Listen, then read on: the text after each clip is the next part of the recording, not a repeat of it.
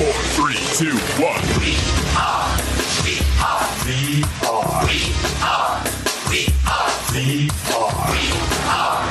We are VR.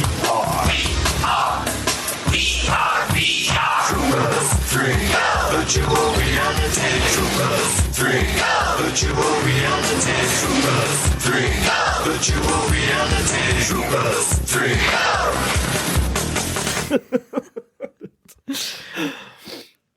Oh wow! Now that is a trip back in time. Mm-hmm. So you just heard VR Troopers. Yeah, that's actually Evie Powell's favorite show, at least related to VR from when she was growing up. Yeah, I don't know if it was her favorite show. That might be an overstatement. But she definitely knows the song. So that song was VR Troopers, which if anyone remembers, it might be illegal that we just played it. Not really sure. We're just going to go for it. You get a copyright suit coming down on us. Yeah, but for anyone who watched Power Rangers, apparently that was a big show that fell under the umbrella of the Power Ranger that IP whole or something like that. Pop cultural movement from Japan. Yeah. So it was a show called VR Troopers, and if you listen to this episode, you'll hear Evie sing it, which is even more fun than listening to the recording. So anyways, hey Jay. Hey Kelly. We are back again for another episode of Reality Quest. Yep, and this one was Dr. Evie Powell. Evie is awesome. She got her PhD in computer science and then wrote her dissertation in pervasive games. Yeah, she's pretty stupid, so I don't know why I like saying that about anybody who gets their PhD or something. Because I'm just envious. A little bit of envy and resentment for them for their accomplishments. Wow. No, it's true though. She's dope. You're so petty. I know, it's true. But she has a background in music. She sings, she plays the keys, she does all of this the stuff. marimba in particular. Right. Yeah. Which she ended up creating a game in VR that was a marimba where you could play it. Yep. But she has this whole musical background and actually wanted to create battle themes or soundtracks to games that really inspired her. She ended up going in a bit of a different direction. Well, in the same direction, but she went into making games. Right. I think she kind of described it as she liked doing the music and then realized she could just build the game itself. Yeah, she's like, I can just do everything. Yeah. So I'm just going to do that. Yeah. So she just started scrapping together her own experiences. And then I think that took her down a long path in video games. Right. Eventually, she made it into starting to create VR experiences. Right. Both her VR experiences and the traditional games she's created, she would call experimental. Yeah. And so, for example, I mean, we talked about the marimba one, which is a type of instrument that she created that you could play, which is this like giant set of keys. Yeah, it looks like a xylophone to me. Yeah. But you have like the two mallets and you hit the keys in front of you to create music and a rhythm and everything. Right. And that game was called Melody. She also did Epic Snow Day Adventure, where you could actually have a snowball fight, but the gameplay was like you could actually collect the snow. Yeah, you're like compacting a ball in front your of you hands. into the size that you want. Right. And it was more it felt like you were actually doing that with the controllers rather than like pressing buttons to make that happen. She's very passionate about making interfaces in these games and experiences that are very real and naturally intuitive. To people. When you step into there, you just know how to do it. You know how to pick up those mallets because you've picked up a stick before. Yeah. And you know how to make a snowball because you've reached down and grabbed, I don't know, a pile of dirt, even if you've never lived in a place that had snow. Right. You know how to kind of pack something into that shape. And so they're natural interactions.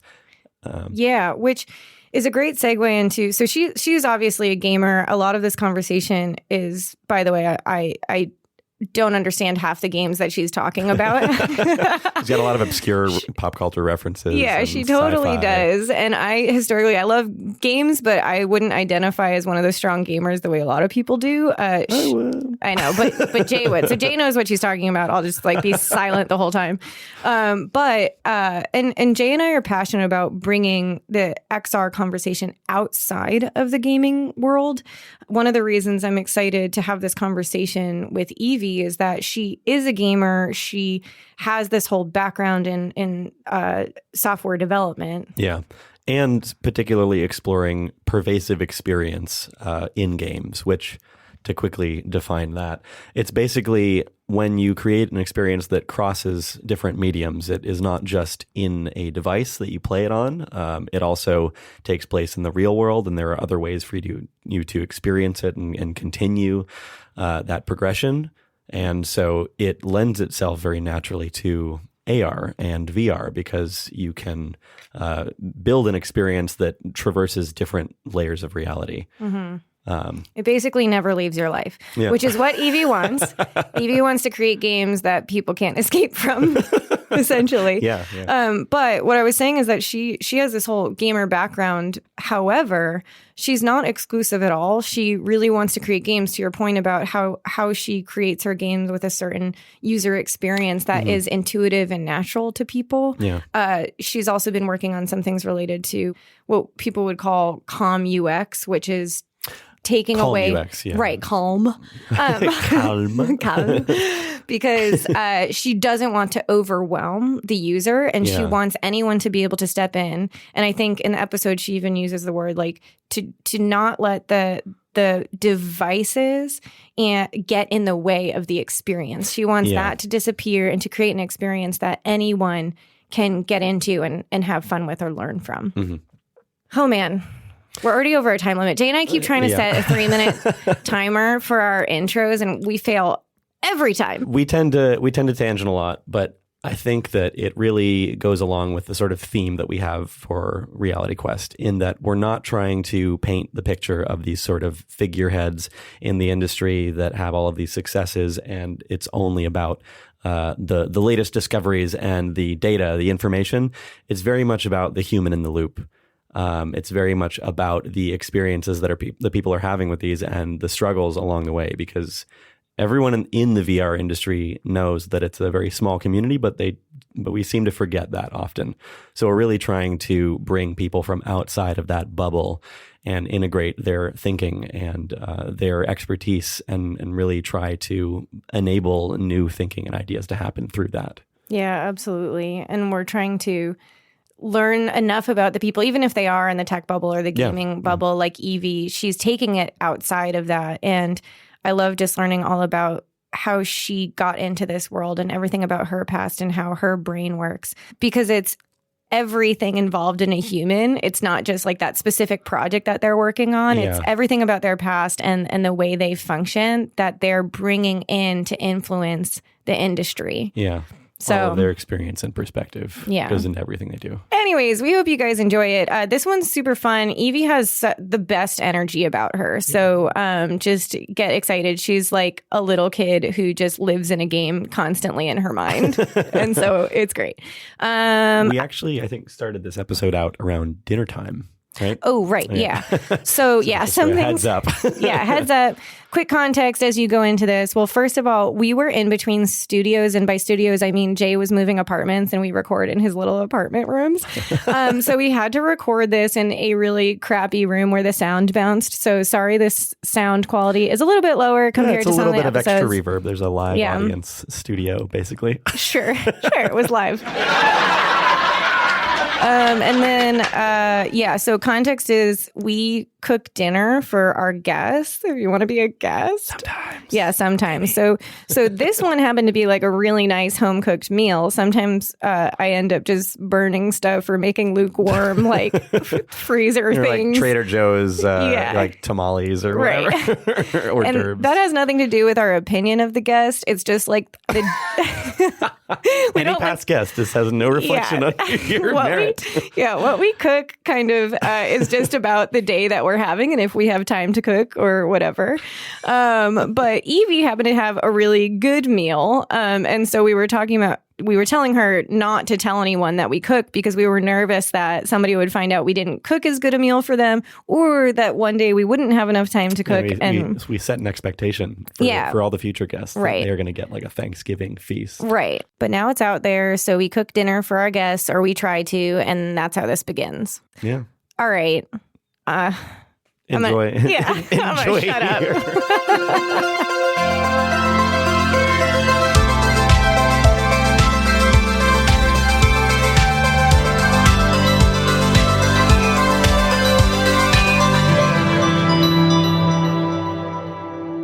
my God, where do we I think begin? dinner changes the deal a little bit. Like you invite people over for food, they're always I'm supposed to tell people that I had dinner. Well. Cut that out. This is proprietary information. Yeah. Okay, take 2. Ding. I did not have dinner. We all totally did that one. Nobody will know. You are literally the first person to eat before we start. Meaning most people just, They just tough it out with an empty stomach. Just hungry we and give them sad. appetizers, but I feel like they show up and they're like, no, I'm okay. And then we talk for a while and then they're like, all right, I'm going to die. I think people are usually pretty like cautious about like wanting to just eat your food. Oh. Like they come into your place and they're like, oh, well, I don't want to, like, oh, that's awesome. You put all this stuff together. And they're like, oh, I'm not going to take too much. Yeah. But No, I just assumed you cooked for me. that was all of it. Yeah. that is the intent. Everything. Yeah. Like, what else you got? I feel Well, you missed earlier. I made Jay a smoothie, and it was gnarly. I'm going to stop ragging on your smoothie. It was. Well, the first thing Jay said to me was that it reminded him of horse meal. You're one of those. Horse feed. Horse feed. I'm one of those. Yeah. You just like Throw everything. cook up a bunch of nonsense and put it in a blender and call it a smoothie. Totally true. How unfortunate. But also, I admitted that it was horrible. Yeah, she definitely gave a disclaimer. She's like, it doesn't taste like anything, actually. Yeah, which is better than which I also admitted that that's better than like other times where I've made myself gag from what I have concocted. But it's funny that you said that about like the mix a bunch of things into a concoction, because have you played the Zelda? What's the wind? Thank you. What's the latest Zelda? We were just talking about it. Breath of the Wild. Breath of the Wild. Right. Something Yeah. about the Have W. I keep wanting not. to call it Wind Waker because that was one. Yeah. Wind Waker was one. Right. Yeah. But it's Breath of the Wild. Wild Waker, Breath of the Wind. Breath of the What? I was mashing up the two. Anywho. The answer is no. I have not played it. Which honestly, it really ruins my whole point. because there's this whole thing, but you have to see it to really understand, which is like you concoct meals, like that's part of the gameplay. And It's like a little dance. yeah, he does a little like, you'll be like, I wonder what happens when you put these together. Yes. And then it'll be like do do do do do, like, and he like kind of jiggles and dances as like the food's popping around, and there's a song that goes along with it. And I was literally like trying to reenact that as I was making this movie. Throwing your spinach and all So the different powders and things. And in that game, there is something that comes up where it's like, I wish I could remember the name. It's something like, you've made sludge, like it says that you haven't made anything worthwhile. Like you didn't do a good job. If you put random stuff in. Right. Yeah. And so that was basically like what happened. It was like a real life reenactment of that. It resembled the brown salsa from Chipotle. Like the mild or the medium one. I would not have brown salsa. I don't know what you're talking about, but that doesn't sound appetizing. I would never. But if it tasted like horse salsa feed, brown. would you? Would you rather have Double horse no. Would you rather have horse feed or I brown would salsa? not. Oh gosh, but you made really good food here, Yes. which was it was delicious. Yeah. Thanks, Some people guys. Maybe just it's 'cause can't it do wasn't in a smoothies. blender. Yeah. I Yeah. mean, I feel like it's hard to make things like appealing if you just like shred them into Yeah. right. like It's oblivion. true. There is an art to it. Yeah. Like what goes well together. Stuff and what doesn't. happens in a blender. Yeah. Like it's A few not things. It's not A few the same. There's a bit of Yeah. a transformation. Yeah. What goes in is not the same It's as not what the same. Right. There's a Slice metaphor something and it'll there. be like- Yeah.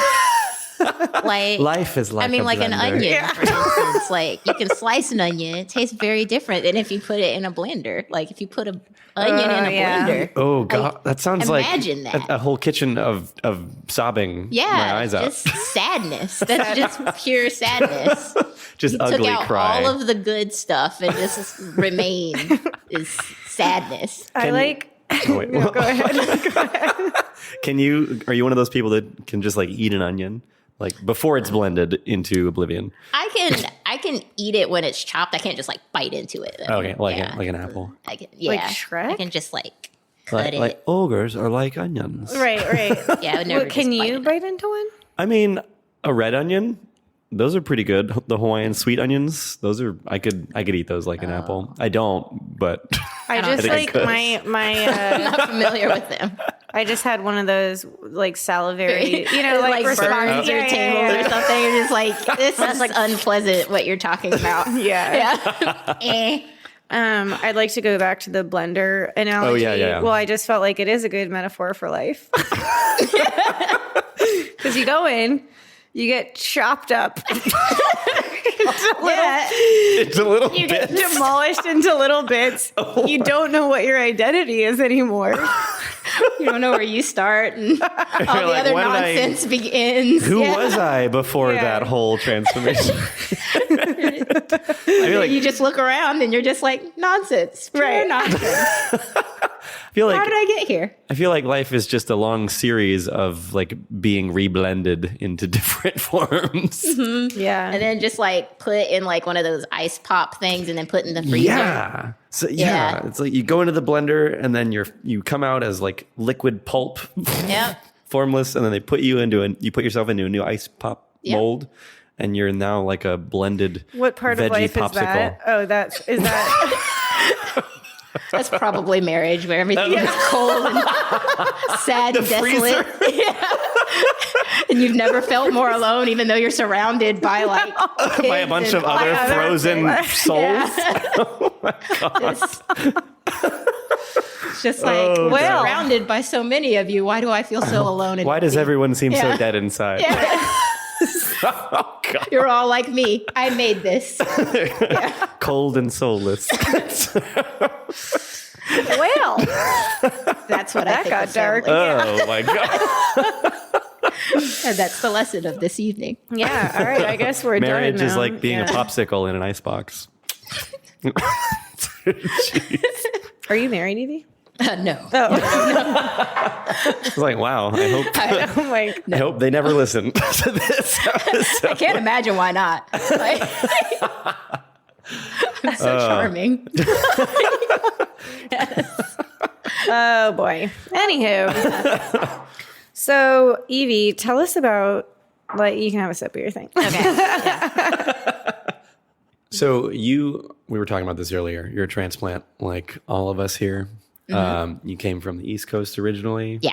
How was that? So? Well, how is the East Coast? The East Or Coast you're part of the East yeah, Coast, Yeah, I'm from Charlotte. I mean, Yeah. that's where I went to college, and that's Okay. mostly where I grew up. And so, yeah, it was an okay place. I would say that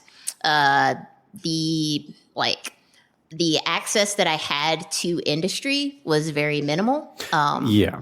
And so, yeah. Not much of it out there.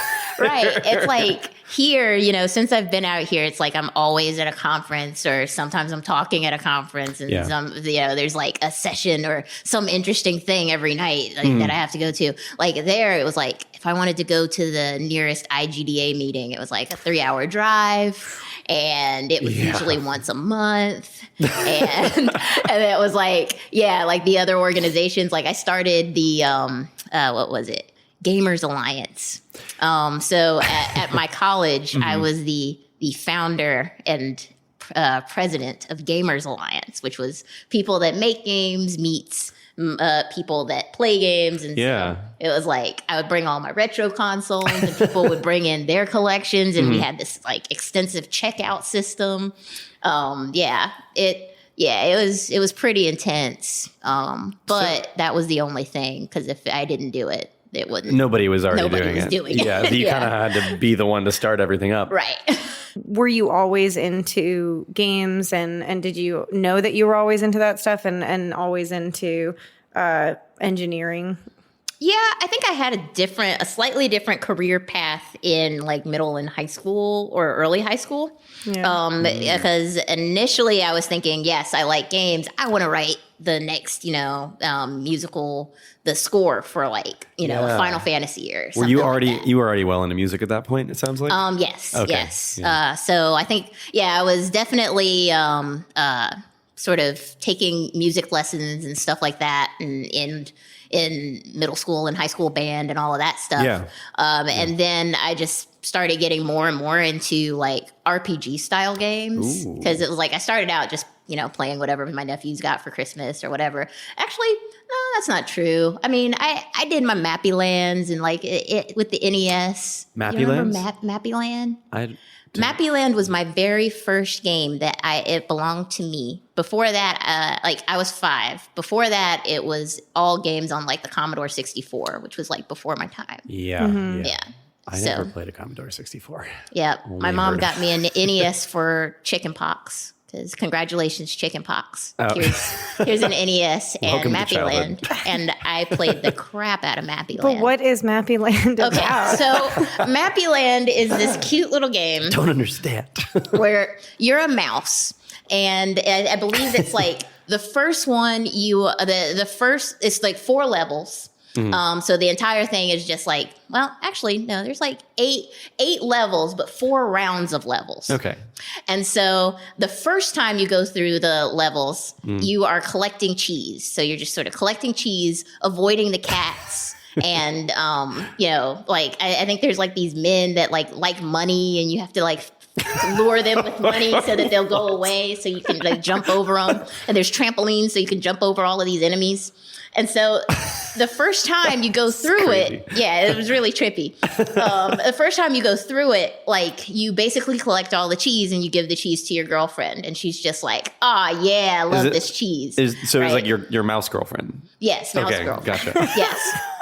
And so then the next time you play through, you're collecting something else. I think it's, what was it? I don't remember what the second one was, but then there's like rings. So you're collecting rings so you can marry her. Okay. And then on the last one, you're collecting baseballs so that you can give baseballs to your son. Wow. Yes. Whoa. Because, This is like a whole life successfully- cycle. Yes. in a You game. successfully gotten the girlfriend and got married, and then you had a son. But I don't remember what there's one in the middle there that I can't remember. That sounds like a really fun game that was obviously targeted at guys, but Yeah. I mean, also at maybe 6 or 7-year-old kids, I'm not sure. Like Yeah. the little Yeah. characters are just so cute. yeah. Do you have siblings? Did you grow up playing games with siblings or anything? Yeah, I'm the youngest of 5. Big But family.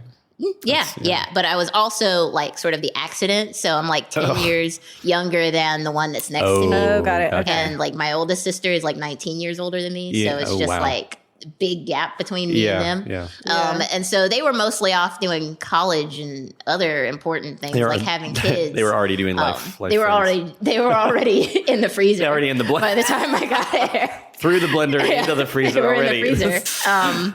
So yeah, I played a lot of games, and I came from a family that played games, but I didn't really play it with them. I eventually started playing with like my nieces and nephews and stuff. Yeah, I was gonna say, I feel like the age gap is probably pretty large for you to like be into the same games Yes. as your older siblings, but Yeah. nephews. Yeah. Hold It it turned on. out like me and my siblings were really into like the same like comics and the same like television shows and stuff, with the exception of Star Trek. I couldn't stand it because I always tell the story at home, but it's like basically when Star Trek was on, and there was all these iterations of Star Trek, so it was never not on.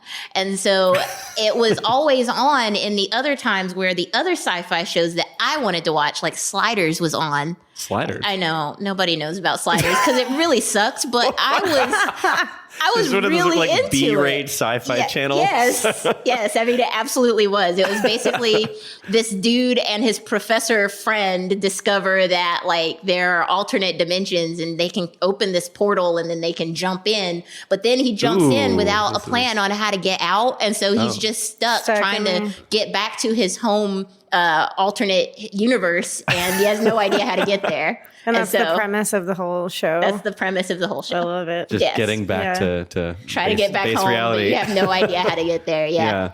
I miss having cable TV just because of things like the that. random It's like shit. the random. I miss bad TV. Yeah. Now it's just bad internet or like bad YouTube. Yeah. Like when you get 10 miles down that rabbit hole and you're like, how the how hell Yeah. did this content end up What am I in front of me? watching? How is this recommended for me? Like every time I go into YouTube and I'm like, don't look, like blinders on, you know? Good. That made me think of like, okay, so the premise of that show, Sliders, was like multiple universes and somebody gets stuck in another one. Yeah.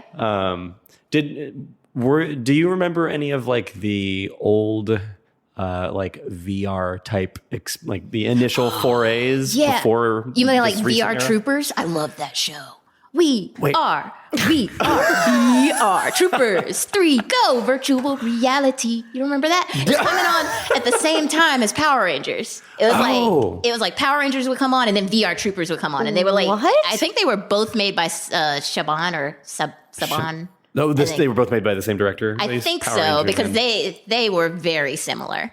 I watched a lot of Power Rangers growing up, but Yeah. I don't think I ever saw VR Troopers. Oh my God. No, yeah, it was So it was what great. was the premise of that? I mean, they were like kids that would, you know, they did Power Ranger things, but all of their transformations and their endeavors into like fighting these alternate enemies and stuff were like putting on the VR headset and then doing a transformation sequence. It was I'm like shocked that this What? existed at that time, and that was like a thing. Yeah. I mean, people were it like was- dreaming about VR, but No, I know, but It was but dreaming about VR, you know, and having scientists and technologists be into it is different from having a kids show. That's about it. Like it just feels like a big step, and Yeah. I've never even heard of it. Though that song you were just singing, how does it go? How does it go? It's like it starts out and there's like a chant and they're just like, we are VR. And then it would go, Troopers 3 Go virtual reality. Troopers 3 Go virtual my God. reality. oh, that sounds so catchy already. Just the way that you're singing it. That is awesome. I really want to now. Very Power Ranger-y Speaking of vibe. YouTube, I Yeah. have what I'll be doing later. I mean, very similar. Like, go Power Rangers. Like it had that same type of like vibe to it. Yeah. Was it also like translated kind of over into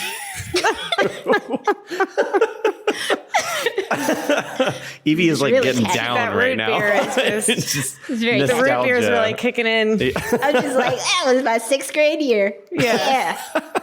Oh my God, that is So awesome. we have to come back to that later because I feel like those were early inspirations, maybe, or like subliminal planting of some of these like ideas about VR and things that have probably started to become a very big part of your life now. Yeah, I'd say so. Although I don't remember very much of that show besides the opener. Like, What if you that's- went back and watched it now and it had like all of the answers? You're just like, this is everything Oh, we should be man. doing with VR. I totally should. Yeah, revisit that. Yeah, I You're should like, revisit they it. knew. They probably did.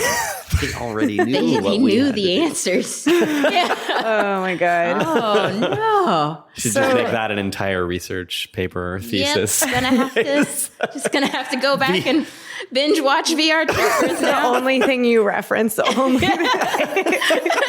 That's my entire lit review section. Yeah. It's like citations VR Troopers. yeah. Yeah. All right. Oh, God. So going back to, you obviously love music and singing. You had mentioned this earlier before we started recording. So remind me again, it was singing. Let's see. Which is so I obvious play already. keys, so piano. Yeah. So that's first, and then like percussion, so like drum set and marimba. So if you remember, I made that little marimba VR. We were looking at it earlier. And then singing, I would say, it's probably my third highest. And does that run in your family as well? I'd say so. Definitely singing. Because they got you into it early. Yeah. Definitely singing. Piano, I think, was just me though. Like we always had a piano in my home, but like nobody played it. Yeah, and my mom tried to get everybody lessons, and then by the time I came around, like she had given up. She was just like, none of these kids want to play the piano. And then you took to it. Yep. I was just like, I want lessons so bad. Nobody was trying to make you do it. Yeah. So you cracked the formula. Yes. But they, some of them did play other instruments. Like Vita, the one that's next to me, she played the flute. So I always remember her playing the flute all the time. Yeah. That's awesome. And did you said that you grew up wanting to do things like to you were interested in soundtracks or something like that? Yeah. Like I was like originally cinematic type. Right. Yeah. When I first started playing like the RPGs. Yes. And so I think the first one I played all the way through was Parasite Eve.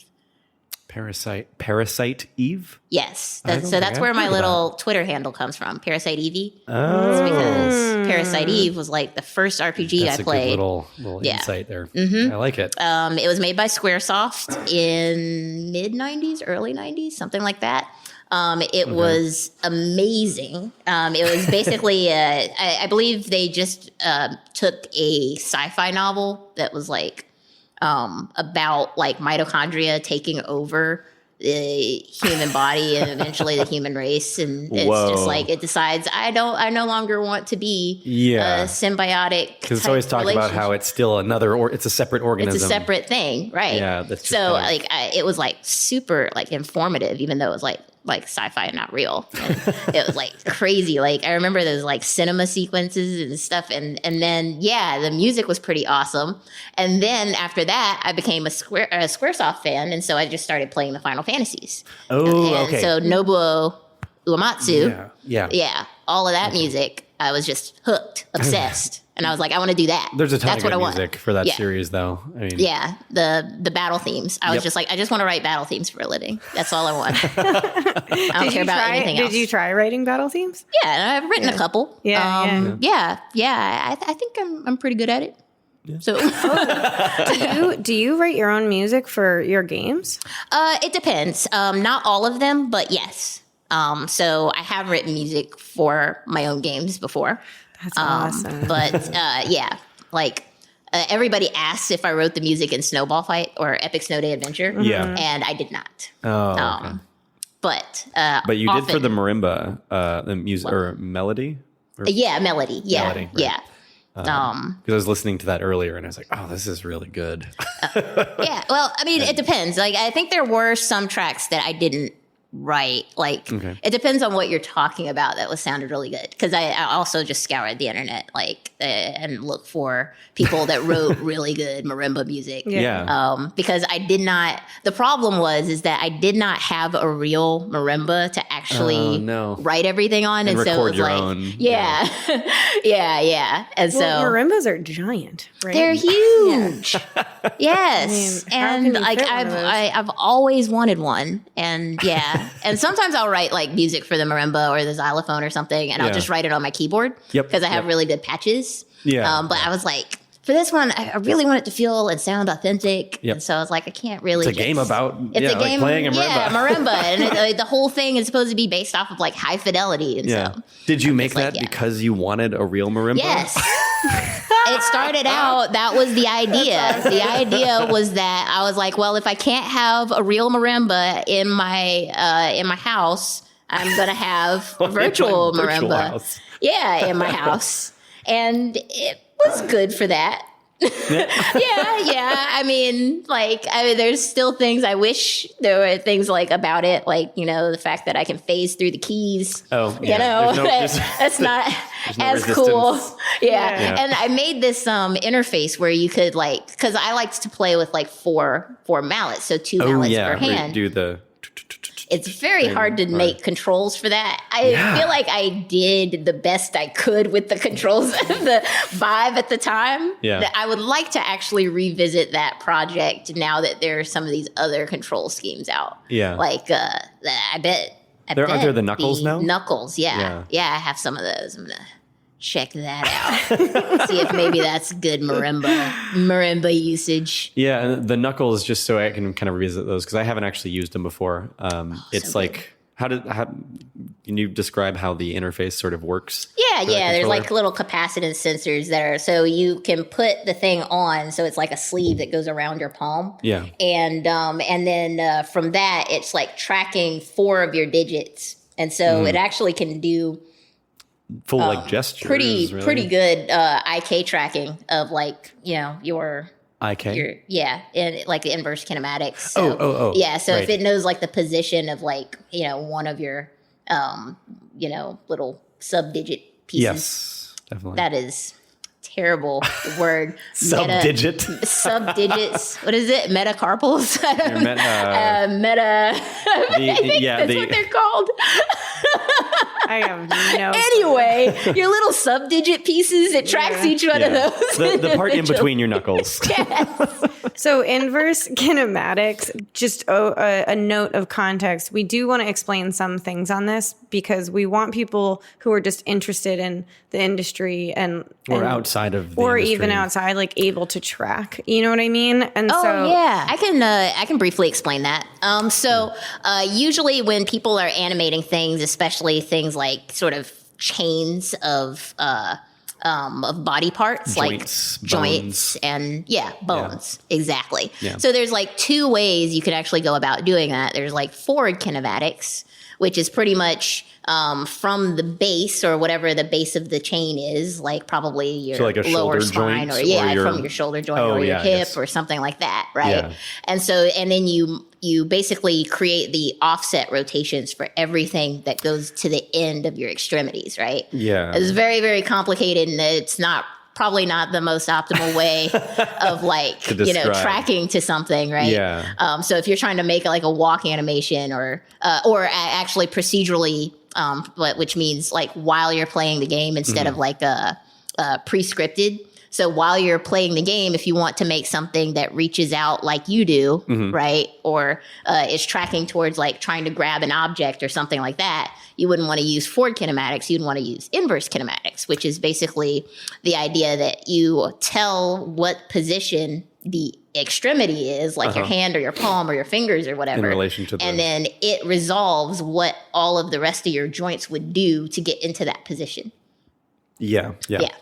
The example that I always think of to try to give like a visual for that is like if you were to imagine, I guess, a line going from like the shoulder to maybe the wrist, perhaps on like an animated model. If the hand is reaching out in front, you would imagine the arm is straight. And then as the hand comes closer to the shoulder joint, the inverse kinematics would resolve that the elbow is going to bend. Yes. But you don't actually have to like animate that part. It does it for you. Exactly. Because it knows it doesn't bend inward toward your body. It goes the other way. Yes. Okay. Yes. So you give it a list of constraints and then it does math. And math makes the world go round.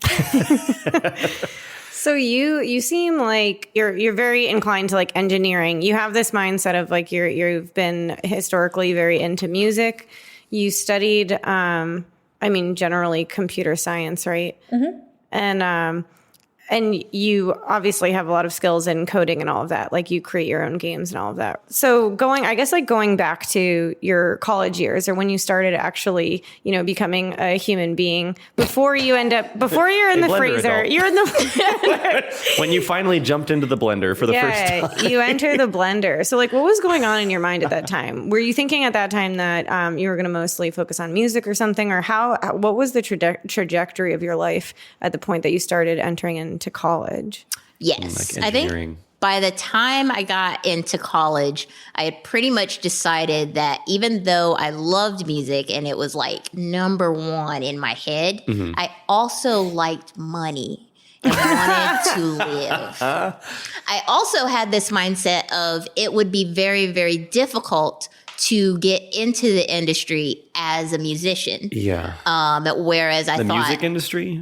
Into game industry. Game Because industry. I wanted to compose. do games and Right. compose for Yeah. games. Yes. Okay. And I was like, perhaps the better strategy would be to enter as a programmer or an engineer. Yeah. And then I can make money while I'm trying to become a music writer or something. Or I don't continue know. doing that on the side. I had all of these thoughts. So who knows if they're right? Yeah.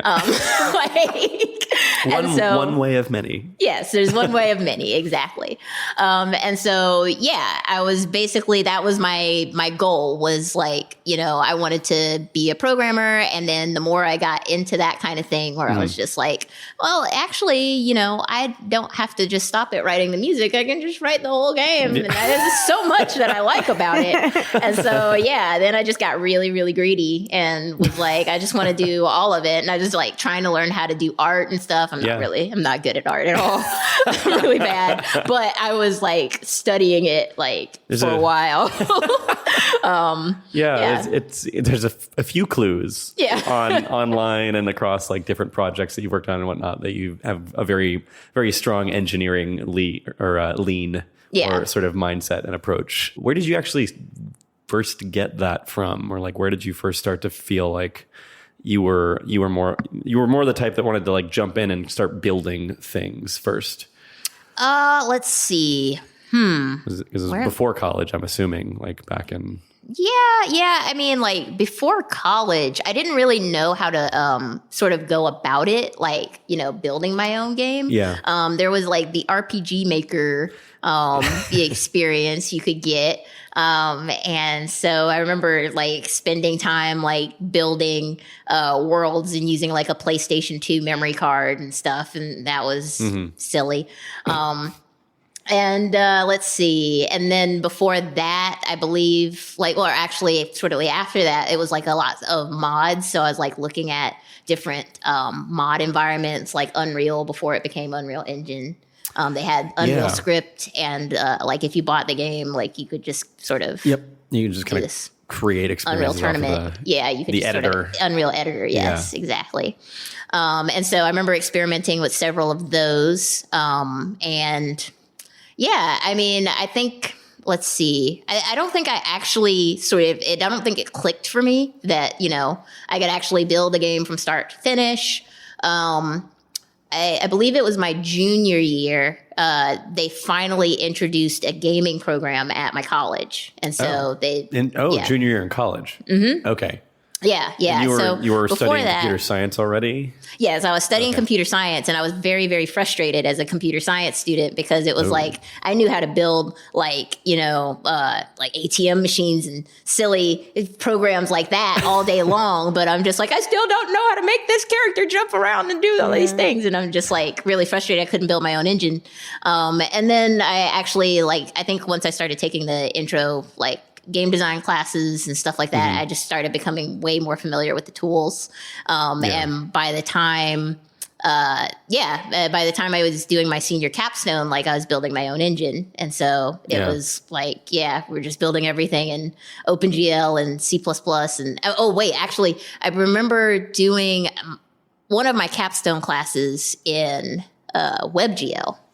So it was built in JavaScript and WebGL. So it was basically a 3D game that would run on a browser without a plugin. And that was a thing. You didn't have to install Flash or no Flash or another one, Macro Media. Yeah, those. Like that. Yeah, that stuff. And I think Unity had just come out. Had it? When no. would this have been? Yeah, this would have been, I think, let's see. That would have been around 2006. 2000. Oh, okay. Yeah. I think that's when I graduated, 2006, 2007. I remember doing a couple mods in Unreal 2007 and then building that engine. It was awesome. Yeah. So, yeah, I think it was pretty late in my career where it sort of clicked to me, where I was like, I'm a game programmer now. Yeah. Before that, I felt like I was just a very frustrated student. Or Why am I doing any of this? Why am I doing this? I don't want to work at a bank. And I mean, I want to build things in Fortran. Yeah, the school that I was at, I don't think the undergraduate program was like the best. Like the grad school program was much better. But like one of my biggest criticisms of it was that it was in the middle of banking town. So Bank of America, all of Wachovia and all of that stuff, they basically controlled what our curriculum was. And so it was just like you go to school and then you go work at a bank uptown. Right. And I'm just like, I don't want to do that.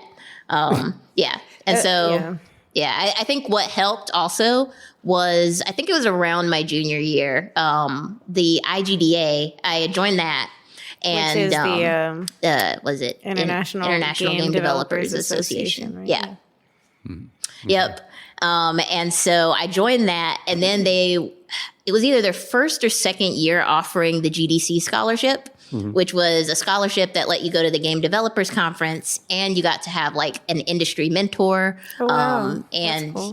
And basically I had made this deal with my professor because she was so sure that I wouldn't get anybody to pay for me to go to GDC that she said, if you can get someone to pay for you to go to GDC, I will pay for your room and your flight to get out there. Oh. So IGDA paid for my scholarship to go there. And then she bought me a hostel. So that was awesome. Yes. So you went for free. I was like, hey, guess what? She was like, oh, yeah, okay. Fair deal. It was good. It was good. That teacher or not? Yeah, because she followed through. She did. And very doubtful. Yeah, she was actually like, she ended up being my PhD advisor. So she was pretty cool. That's cool. You got your PhD at the same school, yeah. right? Mm-hmm. Okay. Yep. I like the research there so much. I stuck around. Yeah, how long was that? Let's see. I graduated 2009 with my master's, and then 2012 with a PhD. Okay. Yeah. We were talking about the dissertation in particular that you had put together, which was on pervasive. Yeah, socially pervasive game experiences. Mm-hmm. Yes. Okay. What does that mean? Because I had to look up a Wikipedia article on this earlier. I'd never heard the term pervasive used to describe a type of game experience. Oh, okay. Yeah. You could have just read my dissertation. I would have explained all of Well, it. I did. I get it. It's like 400 pages. Did. You don't We did. We actually- just wanted to explain it for our listeners. We definitely briefly visited it and have an idea now.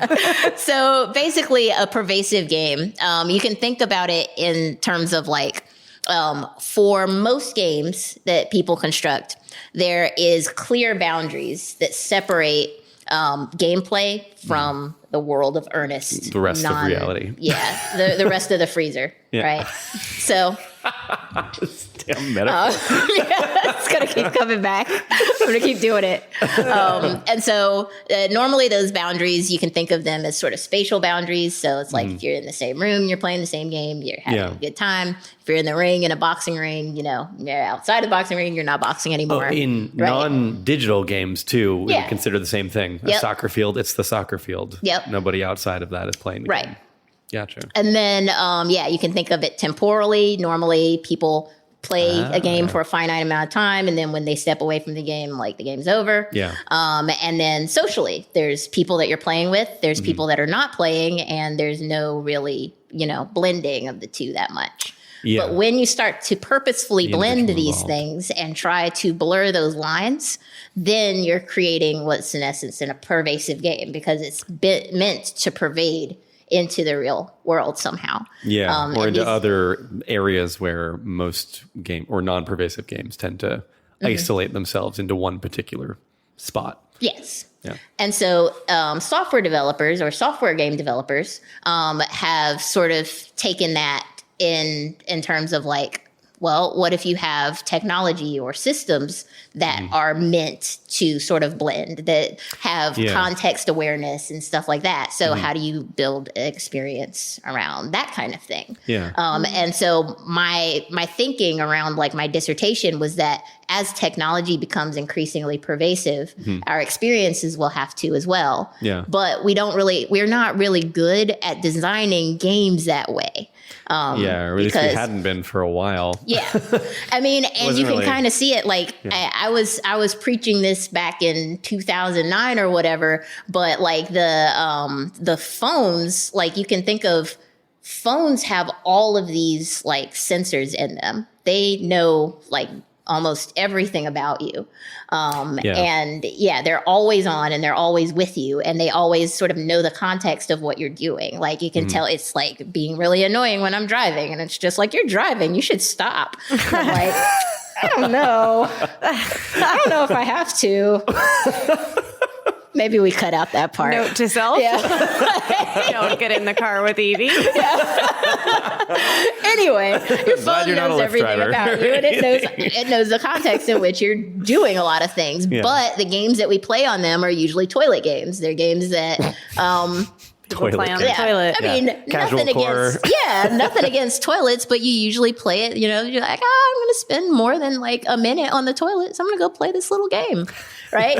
And so, Candy Crush. right. And so, you know, usually the measure of success has something to do with like, can you pick it up and play it for like 90 seconds and put it away? Yeah. Right. And so it's basically just, it's never taking that leap into saying, well, it's high and low and mid engagement. It's just like you're highly engaged, you play it, you put it away. Yeah. Right. And it's like, that just seems like a waste of technology. Yeah. So Pokemon Go was probably the first I was going to mention experience that in particular. where they really got that right. Yeah. And so, I mean, there was Ingress and all of that stuff beforehand, but Pokemon Go was the one where that was like the breakout game where people were like, oh, I can play this all the time. I can be sort of highly engaged with it. And then also lowly engaged where it's like, I'm not really thinking about it and I'm driving and I'm not turning it on and doing something that's terribly unsafe, even though I guess some people did that. Namely you, it sounds like. No, I did not play Pokemon Go while driving. Mainly because it wouldn't let me.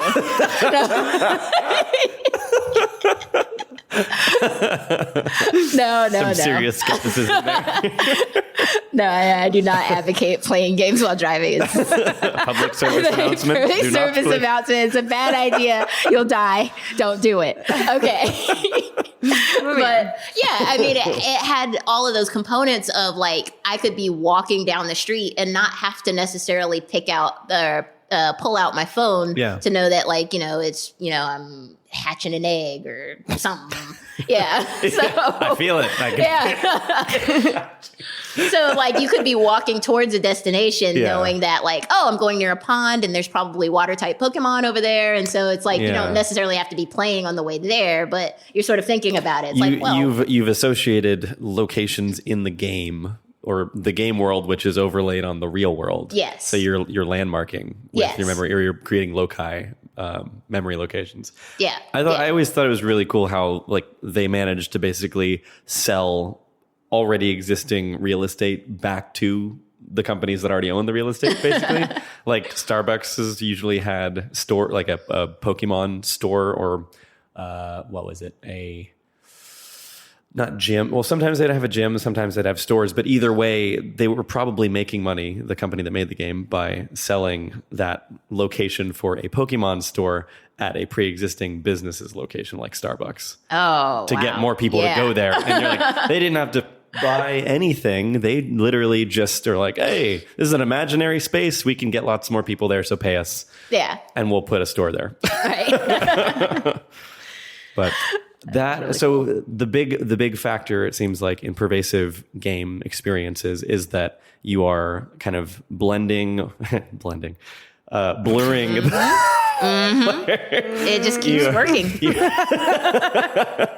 So you're blurring the lines. You're basically saying like when people used to make games, they were contained in a certain space, like a time space or maybe a table for playing cards or whatever.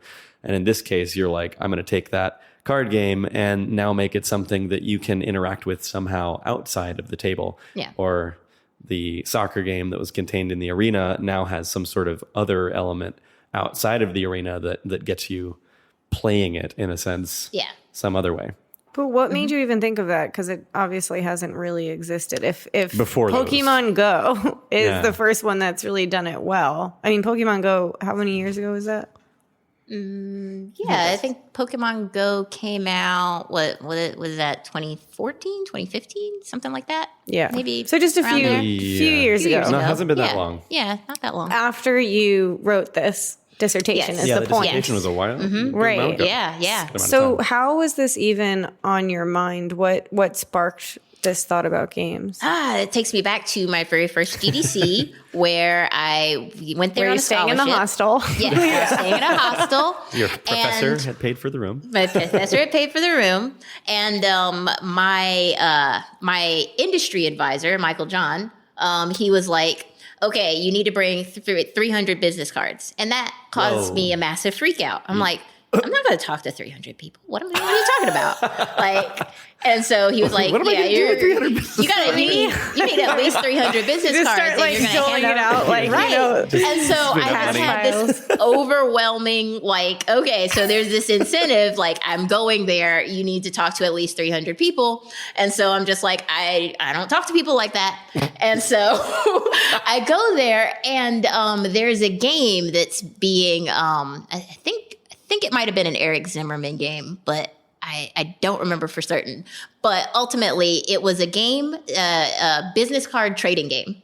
Oh. And so he had this sort of local server, and it was keeping track of everyone's score that was playing this game. And it would start out with like, find a business card with rounded edges or something like that, right?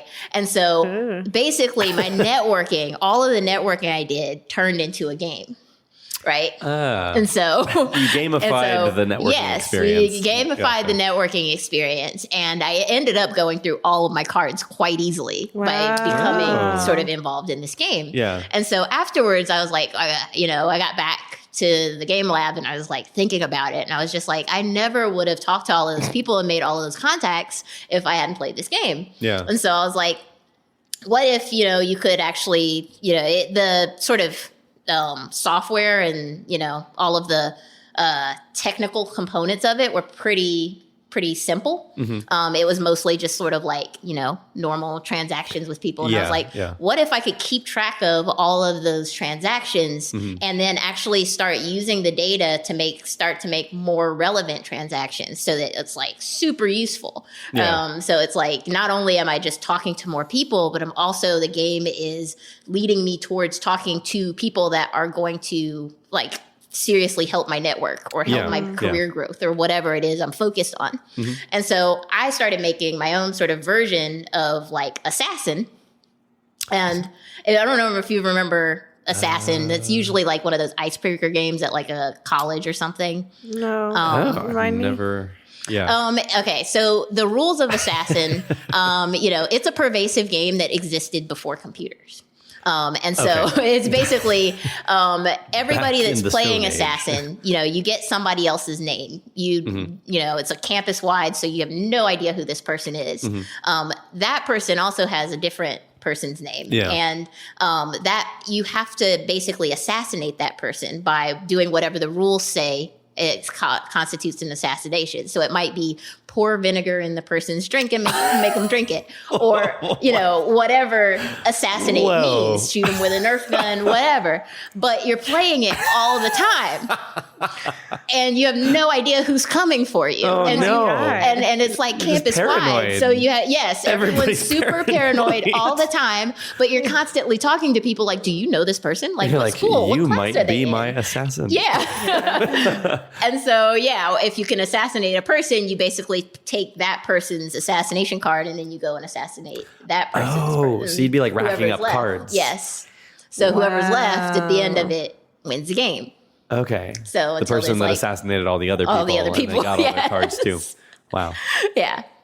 And it can drag on for a while. Yeah. I feel like that is interesting, that it makes me think Pervasive in a way is also open world game. It's like that's a real life open world game where it's just like there is no end. And like reality or like regular life. The Blender is a pervasive game. Yeah. In it, so where it's a lot of mini games.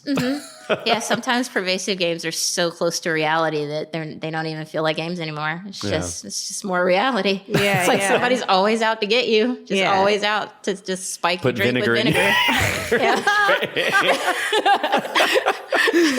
Lesson of the day. You've always run into, like, at some point in your life, probably known a couple people that, like, they're just really good friends, or like they're siblings or something, and they're always pranking one another. Yes. And like the other, like, they never know when the next one is going to prank the other one. And so, like, they're just playing a continuous pervasive game their whole life. Exactly. Yes. Were you good at Assassin? I don't know. I mean, I don't think I ever played it long enough to actually say that I was good at it. I like to believe that I am. But so you had this, okay, so you had that experience mixed with this business card game experience. Mm-hmm. And so bring us back to that. Yeah. Where'd you go so from there? ultimately, my dissertation was sort of centered around this project where I had built this system that you played with either mobile devices or computers or whatever, and sometimes QR codes and whatever. And you would host it like at an academic or professional conference. Yeah. So we had the game played at several, conferences on the East Coast. And the idea was that you start out by sort of tagging yourself. And so you give the system information about you, like, usually things that you want to talk about, like, I'm an undergraduate student, or I'm from the University of UNCC, or something like that. And so you start out giving it sort of simple information.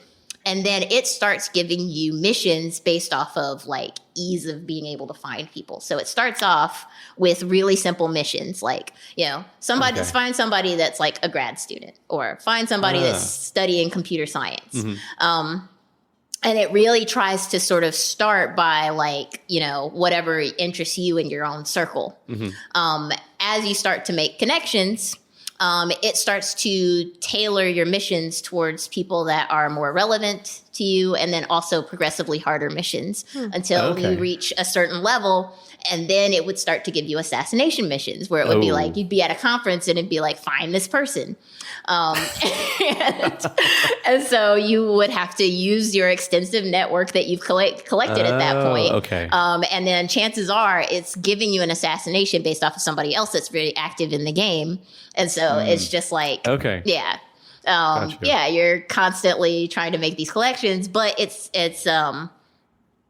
keeping record of, the reasons that you approach this person. So what was their mission when you connected? And then I also had this display system where in real time, if you were sort of playing the game, you could see like when you made a connection. So there was the conference-wide network. And you would see like, oh, you made a connection with this person. So they'd like float together, and then they'd be like a little, And so you could see where you were in your network, and you could also sort of measure cluster. your social, your cluster. You could measure your social importance and all of that stuff. And so it was like all this relevant information that's like relevant for reality, which is like at the end of the conference, you probably want, to know why you talk to people besides points. And so, but, part of the story of that dissertation was going through the iterations of people playing that game and getting carried away. And then all of the people that were not playing the game were like, don't talk to those people. They just want to talk to you for points. Right. So, well, I was wondering if that was a thing. I mean, anytime you get that type of pressure, I ran into some stuff like that with, it's actually just what networking really is most of the time. That just want to talk to you for points. Right. That's what it feels like. Points. It's like, that's all networking is actually. Yes. Now it's just stated somewhere that you can look at, but that's and there's a leaderboard up on the wall that's like, this person has all the points. Oh, man. Really Nobody talked to him. He's winning.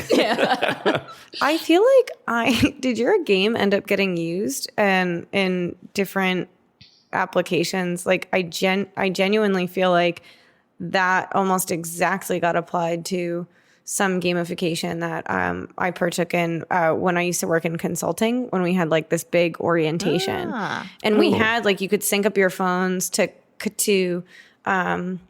to share information, to exchange information. Okay. But there was something, and I can't remember what it was, but it was related to that, because that when you just said that, I had a flashback to like there was that feeling of like, don't talk to those people because they just want to get points. So it'd be fascinating. If they said that. I hope I balanced a little more for that by the time I graduated. I mean, because basically my dissertation was all about sort of designing a framework so that those types of games could exist and be socially acceptable. And adopted. And like incentivize positive interaction, and connection. Because the whole not just rivalries. Right. Like the whole point was not points. The whole point was to shift your mindset so that you'd be more willing to make those connections. To actually sort of meet your goals. And so, I started going into sort of like cognitive science of like shifting people from a paratelic to a telic mindset. Paratelic being playful. If you That's basically a new word for me today. Yeah. That's the first time I've ever heard paratelic.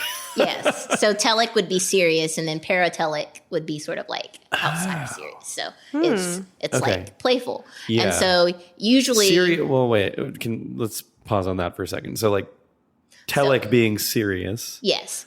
What is that? What does serious entail from a mental perspective? So survival, right? So when you're studying, you're usually at a telic mindset, right?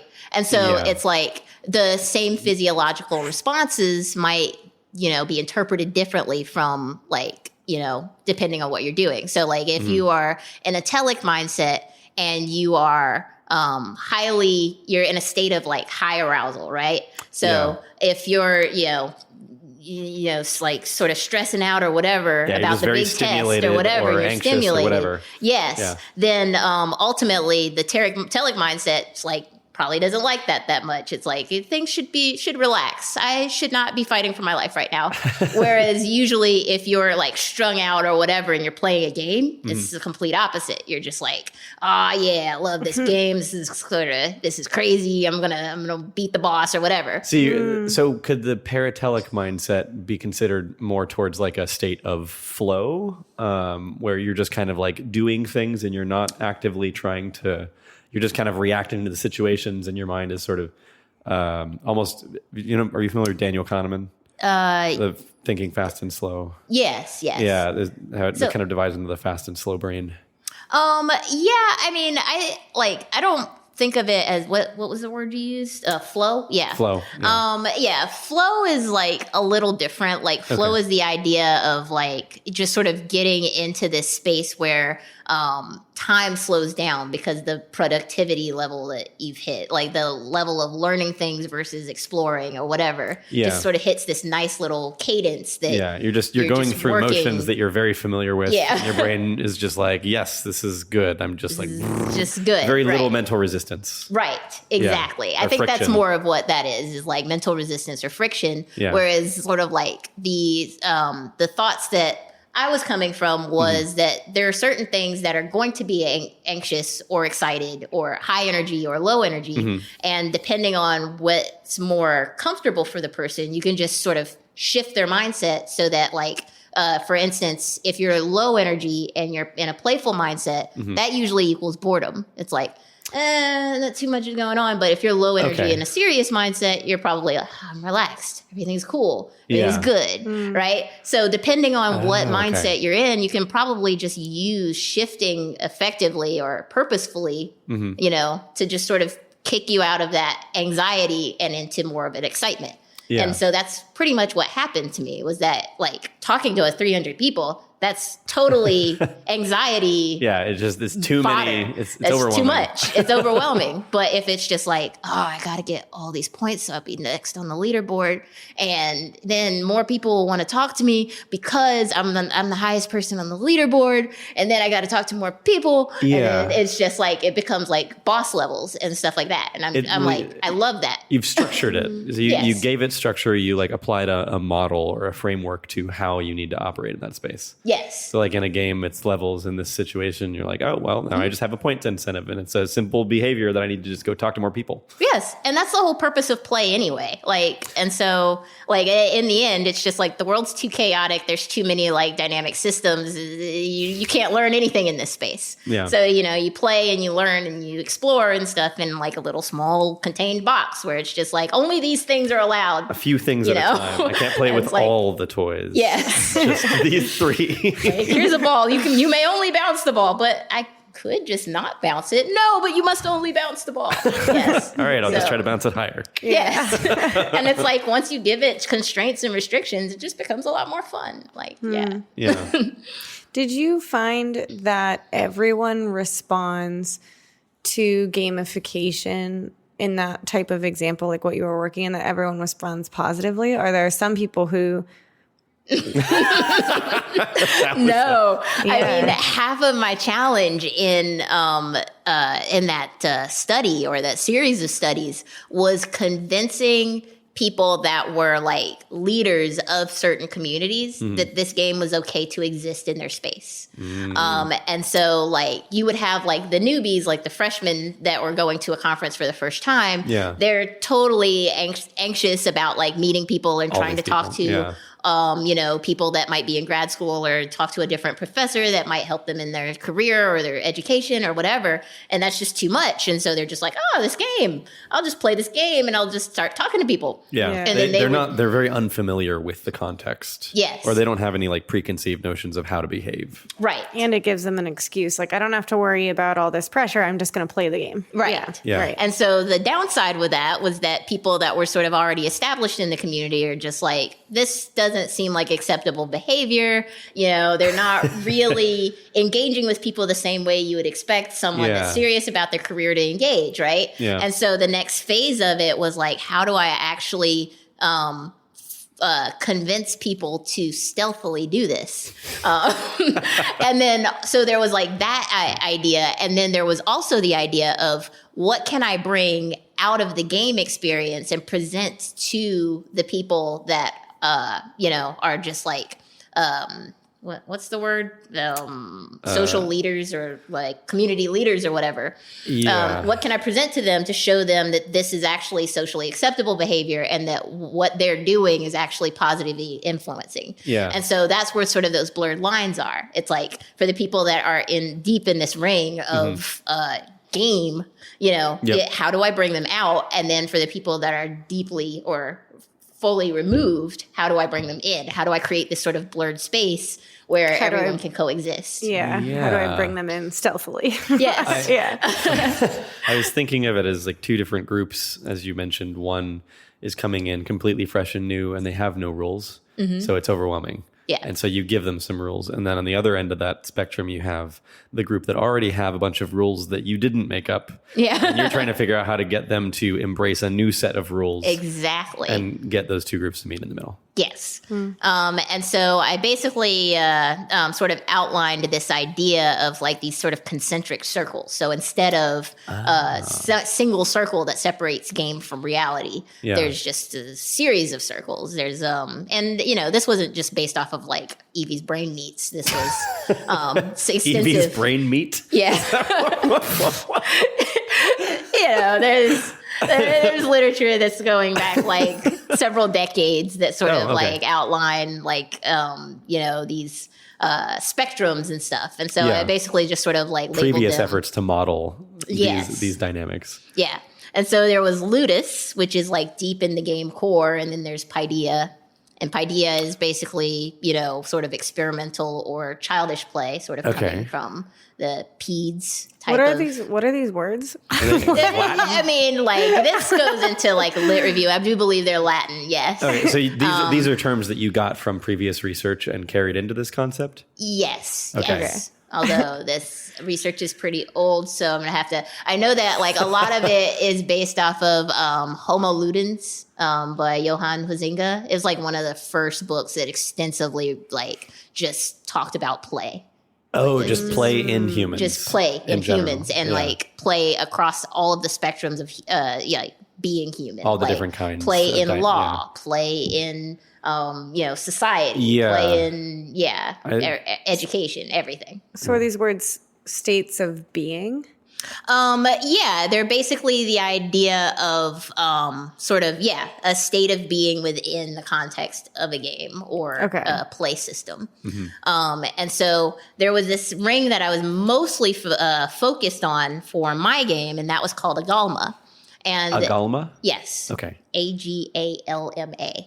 Agalma. And it was basically the idea of seeing beauty or like beauty in an experience or taking, I guess an artifact of an experience, right? Yeah. So like you could think of if somebody has marbles that are on their desk from like their marble collection where they played marbles or whatever, or a baseball bat that's hanging up on their wall or whatever from like an experience or whatever. So it's like the shared beauty of anybody that's ever played baseball or anybody that recognizes that signature because that was from the famous baseball player or whatever. Yeah, there's some sort of like nostalgia or like a memory that gets associated or attached to that object, and then that gives it beauty.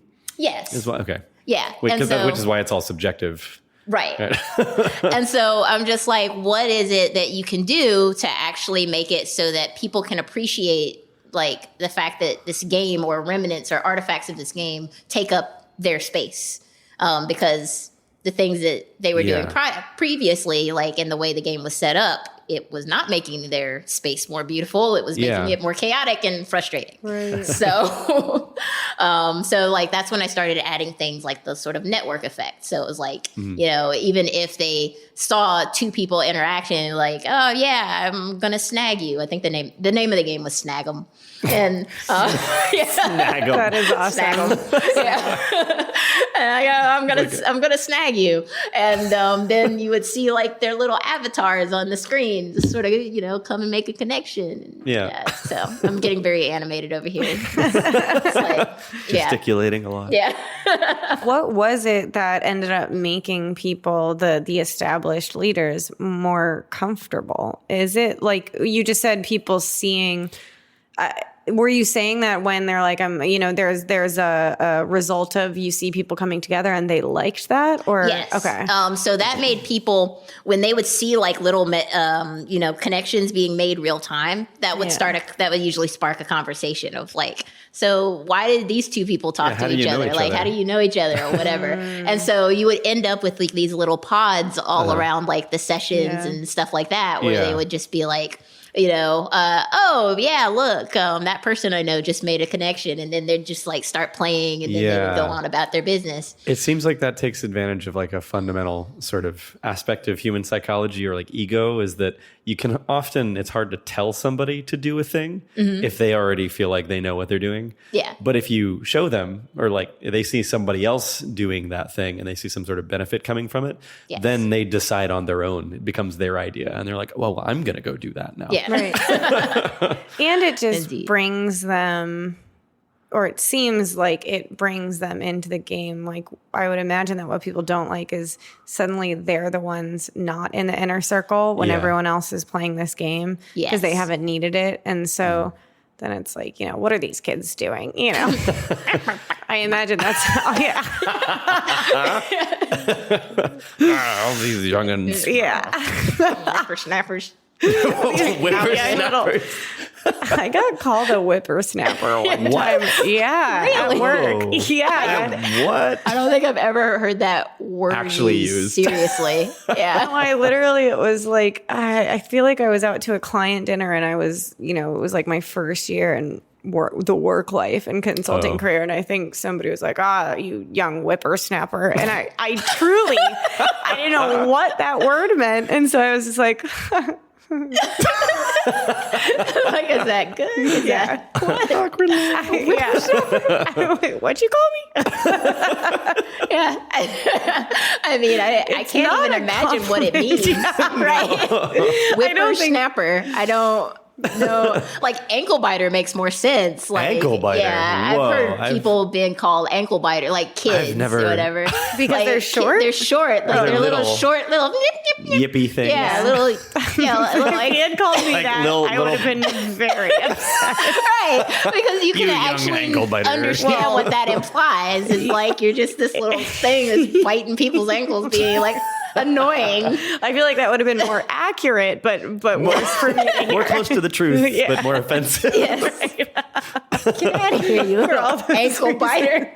Oh God. Anyways. Oh. Yeah. So did you continue? So you wrote your dissertation on all of this, and then what came after that? I mean, you graduated. Was that when you got your PhD, or was Yep. okay? That was when I got my PhD. Pokemon Go happened. And Pokemon Go happened a couple of years later, several years later. Yeah.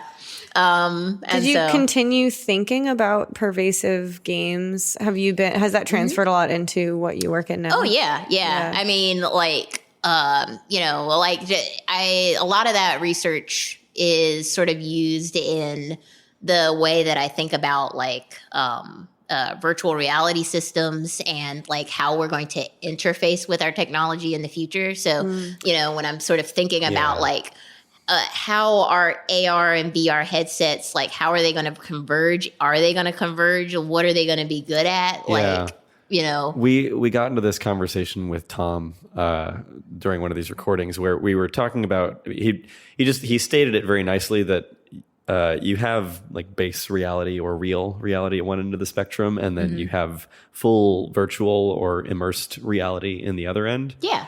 But AR is just part of that same spectrum, somewhere in between in varying degrees. Yes. That's exactly the way I think about it. So yeah, AR, it basically just represents where reality is in the forefront, and then all of the designed content or virtual content is mostly to assist in reality. Enhancing or adding to somehow. Whereas a VR experience, the focus in the forefront is the designed or curated experience, and the environment doesn't matter at all, which is why they're just like, make sure you got lots of space, because we have no idea where you are. Yeah, like if you're doing room scale, or you're like walking around, you're going to bump into shit. Yeah, just keep a mental map of where the walls are, because otherwise you're going to hurt yourself. Yeah. Speaking of which, We don't care about your reality. we literally, That's the spectrum. we had this problem earlier. I was trying to experience your melody, your marimba. I wanted to play the virtual marimba, and I was like, oh, the music's great. And as soon as I loaded in, we're in her tiny office. Oh, it's so small. So like it's like step into this spot, and I was like, oh no, that's through the wall that I know is in front of me. I can't get there. What was really funny about it is it is such a small office, and this is such a frustrating thing for us these days, because Right it's like I now have in VR. the Rift, the Oculus Rift headset, and it's like I have it set up at my computer because I'll edit 360 with that one. And then it's like if you're trying to like quickly try out a Rift experience or something, well, to really do it, what I should do is move it into the living room, try and set it up with my laptop, but then like the laptop kind of overheats. So you know what I mean? Like it's all these various issues. And what I really need is to get like a second computer for the living room or something, or just a holodeck. That's what I did. Just get an extra room that's just nothing but walls. Yeah. I mean that would be nice. That is the ideal. You're like, this is the VR room. Yeah. This is the VR. This is where we journey to other places. Right. Nothing else. I do hope that houses are starting to have those now. Yes, it's important. But in the city, it's very hard to afford extra I'm just space. like, Mike, I can't fit you here anymore because I need a VR room. So I'm getting rid of the bed and I'm sleeping on the floor. Yeah, the house I'm in now, I basically had to choose between. So there was like a bonus room, which would have theoretically made a perfect holodeck, and then there was like the. I didn't know that that's what that meant. A holodeck. Yes. It's a space dedicated to virtual. Yeah, It's you a just central beam space. into like Yeah. virtual experiences. Yeah. Yeah. You go into that room, put on your headset, and you're somewhere else. Woohoo! Yeah. Yeah. Okay. That's a holodeck. Yes. Cool. And so, I was basically between like this bonus room and my master bedroom. And I was just like, well, the master bedroom has the space that I want. Like this bonus room is too small for VR still. And so I basically just moved like all of my bed and like, everything into that bonus room. Yeah. And so there was like no space in there. There's just like, You're like, it's just the bed just and a like bed open the and- door. Yeah, barely. It's like And a closet that you managed to fit a bed into. Yes. And then the master bedroom is this giant expansive. Oh my God, that's amazing. You're like, I don't need real things in my living space. I don't care when I can about have virtual reality beds in my and living such. space. Yeah, I'm gonna yeah. be asleep when I'm in this bed. Yeah. Oh my God, that's awesome. That's probably what we should have done. That's actually how I feel about my living spaces right now. And, it's probably because I'm not sharing it with someone else that has different feelings on this. But I'm like, if I have a closet big enough to fit my whole bed in it comfortably, I would just put the whole bed in the closet. And then I have this huge room that I can do all kinds of other things with. I don't flash need forward to things like that I bringing do, a girl home from a date, and you're like, so you open the closet with like a half folded mattress in. You're like, this is the bedroom. I mean, You're like, and this is the activity room. it's my life. This is the holodeck. I mean, you walk in and you immediately see like 16 game consoles, all ranging from like Atari 2600 to like modern day. And it's God. just like that. This is my world. This is totally reminding me. There was a movie, and I think it was made in like the 80s or the early 90s.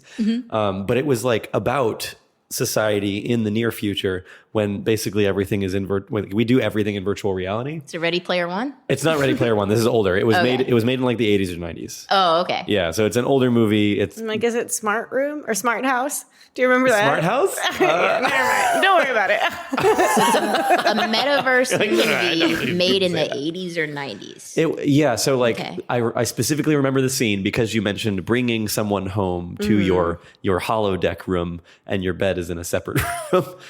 The scene that I remember, and this may have had Sylvester Stallone in it. What? Maybe it wasn't him. Either way, the two of it's a guy and a girl, and they're like coming home after having a date or something like that, and like they're gonna get down and get busy. But the guy, I think the guy is from the past. So like somehow he got woken up from like cryo sleep or something into this new future. Yeah. And people don't actually have sex anymore. Like not physically. She's like, okay, we're going to put on these headsets and then enjoy a virtual experience. And he's like that what? new episode what of are Black you Mirror. talking about? Yeah, one- kind of. yeah. Kind of. But like this is like Two people friends. like socially aren't like actually physically engaging with one another that way is weird in their society now because people only have virtual intimacy at this point. So like they both go home to the bedroom and then she's like, we're going to put on these two headsets. Okay. Yeah. Okay. You like- have to figure out what movie that is. I know. Yeah. Yeah. I don't I mean, remember. that would certainly make life a lot more convenient. You're just like, Yeah. and now I have a backup of you, so I don't need you anymore. So thank you. Yeah, I don't know what the implication was as far as like, could you just pretend like there was another person interacting with you Right. It's like in virtual space? Yeah, if you it's could that just- convincing? Yeah. I mean, yeah. Well, there's it seems like that's- teledildonics. That's like a whole. Teledildonics? Yeah. What? Okay, so I don't know those words. You gotta explain those words we gotta to go. me. We gotta go into this. Teledildonics. I mean, I is- think I know where you're going, but Well, it's just it's. I'm probably going to mess this up, but it's like my understanding is that it's basically that you can virtually please each other. like So you control a toy. You control a toy, essentially. Or you the other control person. things. And so it Like if you're literally remote, is if you're long exactly what it distance. sounds like. Okay. Right. And I can't say that. Who came up with that Okay. name? Because they had fun. Yes. yeah. What were those other two words you were talking about? It's like teleplay. No. Oh, What was telic versus paratelic. Yeah. paratelic and Yeah. This is obviously a teledildonics. state of play. Yes. This is a Teledildonics, yes. Parateleldildonics. It depends on your approach, Jay. Yeah, maybe this is a more serious. But yeah, I mean, I feel like that kind, obviously. So obviously there's going. I'm sorry. Okay. Just gives me the You giggles. just transformed your entire dissertation. Yeah, I just like there's so many like detours my brain can go in. Right? It's like you got to look up all of the various options. Like there's obviously going to be a range of what it means to have like a teledildonic. Because there's already a range of like interfaces, toys. Right. Well, because I'm sure like and the range is probably sits on like how much do you actually want to interact with a person versus not. Meaning like ultimate, like you can have it so that let's say you have a long distance relationship that you're connecting that way, but then so you're actually connecting people. But then there's probably the other end of the spectrum, which is just like I don't need a person. Like it's just like a robot that's controlling the thing that pleases you or something like that, or a computer. So ultimately, I guess coming back that if all of those exist and that's a whole industry and people are working on products within that, well, all you have to do is pair that with like some sort of visual stimulation or a visual replica. And then, Maybe like we'll eventually get to the point where somehow we figured out how to trigger the other senses besides just like visual, auditory, and I guess the proprioception involved in actual like toys or interactions, dolls, whatever. But like there's also there's all of the other senses that go along with that kind of experience that I feel like you'd have to have some sort of virtual experience that's tricking more of the brain than we've currently figured out how. Well, yeah, you can definitely get things done without that much. Romance novels have figured out how to trick the brain. Well, that's your brain tricking itself. That's your own imagination. Like you construct that whole thing. But I'm saying that if all you got to do is somehow trigger the same things that romance novels do, and that's going to replace. Because I thought that what you were getting at is like. It's one thing to have the physical. It's one thing to have the just the kind of surface level visual, but then there's like the romance. But if the emotional side, with the emotional connection, I thought that's what you were saying. It would need to like also access. I'm like, but all it needs to do is. Yes, that's another. You're like, romance. Oh, what? I'm not sure. Most guys versus most girls think of smut the same way. I mean, if we're talking in generality, she's a romantic. I could make a strong argument that that's not that. There's a lot of there's heteronormativity across our culture, right. In particular in the West, that has been normalized by our background, and things have been changing and opening up in that regard in so many different ways. Yeah. So. Oh, good. What does that mean? What did you just say? Meaning that, because there's don't box me in. I can be romantic if I want. Basically, that's what he said. Because I think we were having a conversation. Yeah. We were literally having a conversation about this a little while ago. That like the typical assumption is that like guys were traditionally just like more about less about the emotional side and kind of objectify the opposite sex and the concept of their attraction, and women tended to be more into the emotional attachment, but like obviously the reality is much more blended and blurred than that. So I'm glad that society's perception is really starting to open up in that regard. Indeed So I approve of your words. You may stay. Yeah. All of that is to say that I don't put myself in that sort of like typical box of just like being attracted to a certain set of. This is true. Yeah. And all right, that makes sense. If I were creating a VR experience at some point in the future that was meant to be as immersive as possible, it would also include an emotional element of like develop like if there's not some sort of connection, then like to me that's missing something. That's like missing a trigger point. Do you like date sims? No.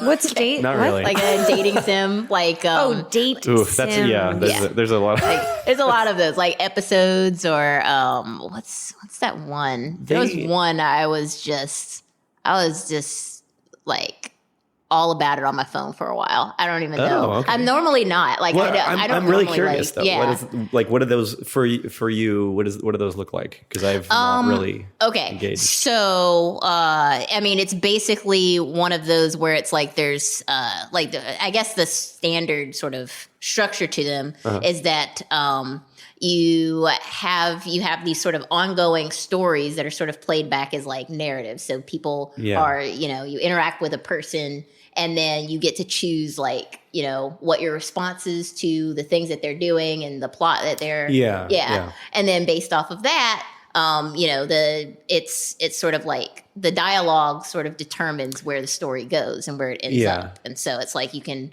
sort of decide which relationships you think are most important, even the ones like I don't know. The one that I got really hooked on, it was because like I started out with, it was like there's this dude who's just supposed to be like so awesome, and he's like the king or something. He's the king of his like, I don't know, his own country, and you're supposed to clearly just be in love with this dude. And I'm just like, I'm not gonna be in love with this fucking dude. Like, and so everything I'm doing is just like to just thwart his advances, just in spite of this dude. And then there's like this little character, this girl character comes in, and she's just like, very soft-spoken and all of this stuff. And it just seems like she's the furthest away from a relationship that you can have. But I'm just like, but they did say she looked at me.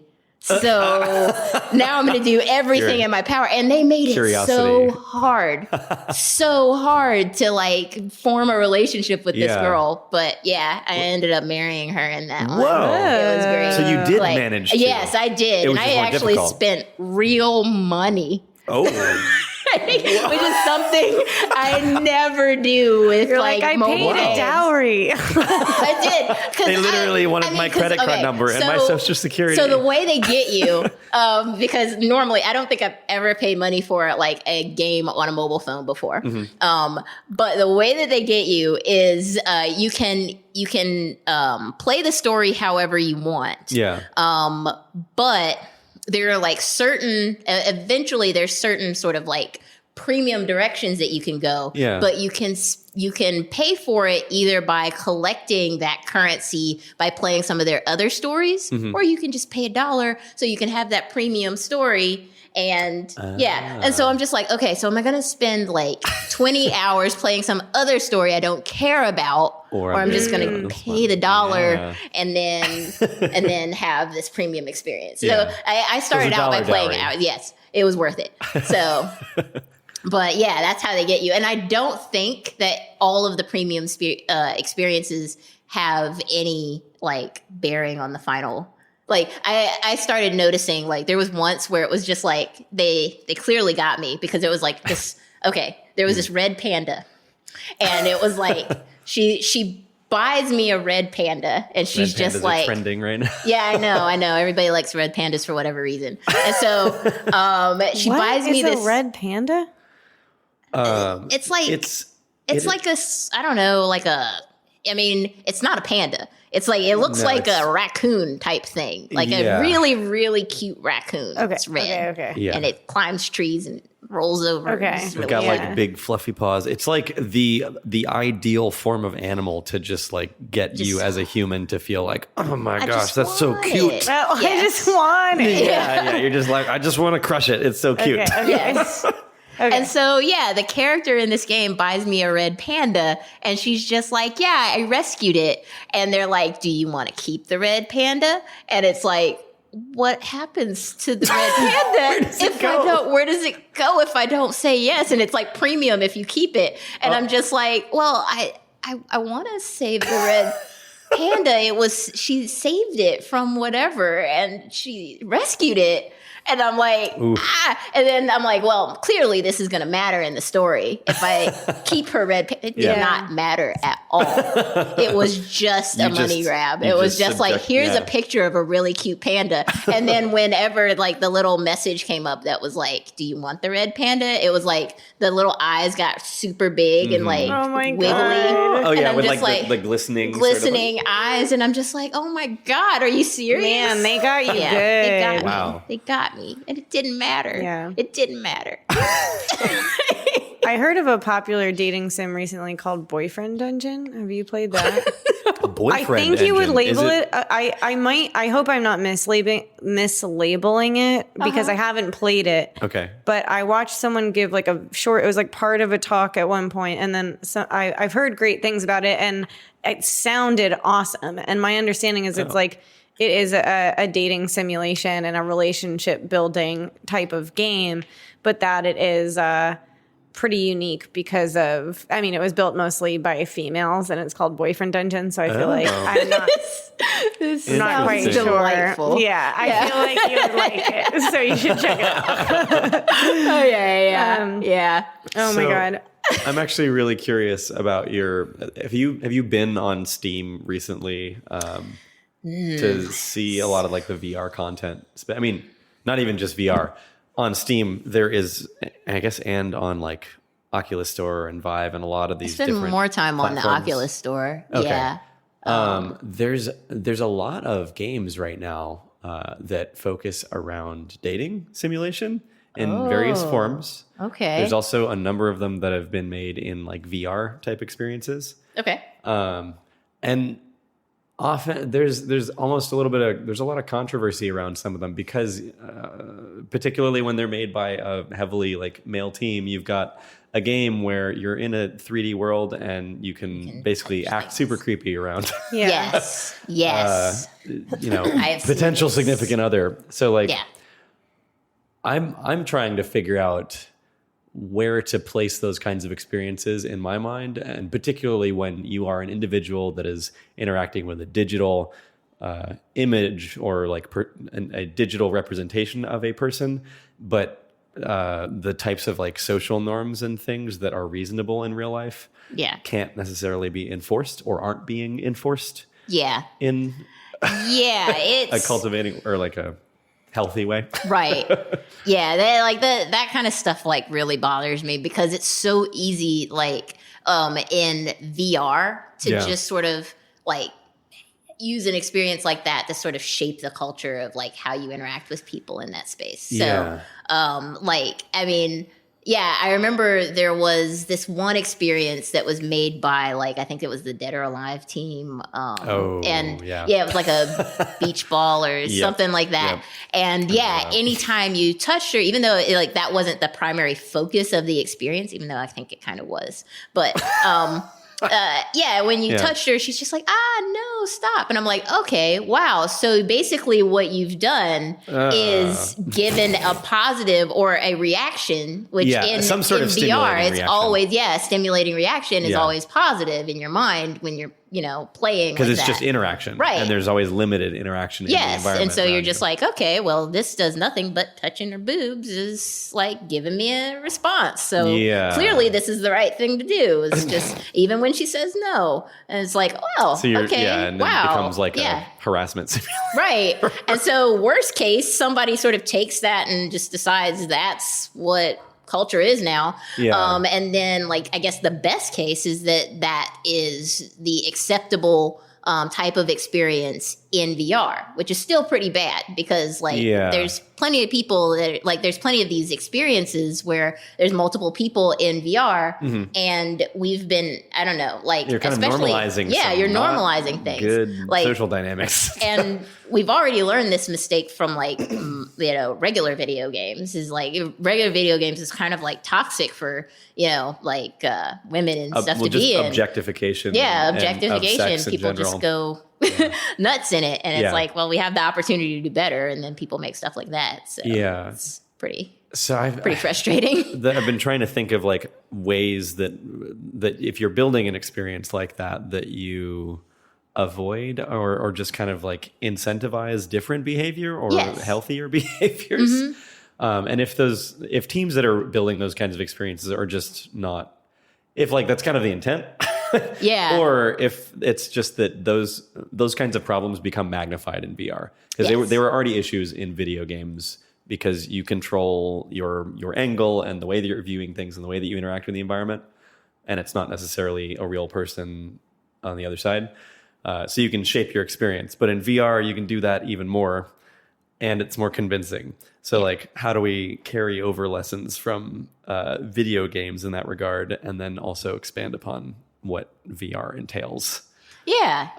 I mean, like, I think about that too. Like, I mean, one of the easiest solutions is like the worst response. Like, I think that what frustrated me the most is that when you went to grab the girl or whatever, she said no. But there was no really counter to that. Yeah, there's no physical like, stopping you. Right. There's nothing to actually. Yeah. And so, it's like, so ultimately, like, if they had just not coded that response where it's just like, oh, your hand stops moving when you're in a certain region or whatever. Yeah. And instead, like, high fives or handshakes or something like that is rewarded, then that's the experience. That's what you want to do in that experience. Yeah. So you reward positive interactions, right? If you're dealing with some sort of very like convincing social situation like that, right? I mean, like, it's going to be uncomfortable for everyone. Like, imagine if some like squeaking noise came out whenever you just reached for someone's junk. It was just like that would it's just like a create piercing screech. Oh my gosh! No. Like, I mean, but it like encourages it, is right? what you're if saying, that's all because you're get. like, isn't this hilarious? Yes, it's like, Versus, and then versus either not allowing it or doing something that's actually annoying. Like every time you do that, it's like game over and you have to start over or something like that. Yeah. I mean, and then as soon as you introduce the multiplayer channel, everybody's just going to be reaching around just and you're just like, I hate this. I'll never come back. So squeaky duck. I'm just imagining rubber ducks. Squeaky duck. Oh no! Is what that game I imagine is that's going to be like somebody's Easter egg. Now it's like, yeah, you can unlock this cheat, and now everybody has squeaky genitals. Like, yeah. Oh my gosh! You shouldn't do that. The lesson of today is well, don't the worst do part that is that thing. we think that's funny because most likely somebody's not going to build that one. That's the worst part. I'm like, well, we can laugh at that one, but anywho, but it's much more likely people will build the crappy ones where you're objectifying women. So But I mean, to like try and save us from this conversation, from our derailment. Because honestly, I can't even go back to the AR thing. I don't even know where we came from. But I'm not,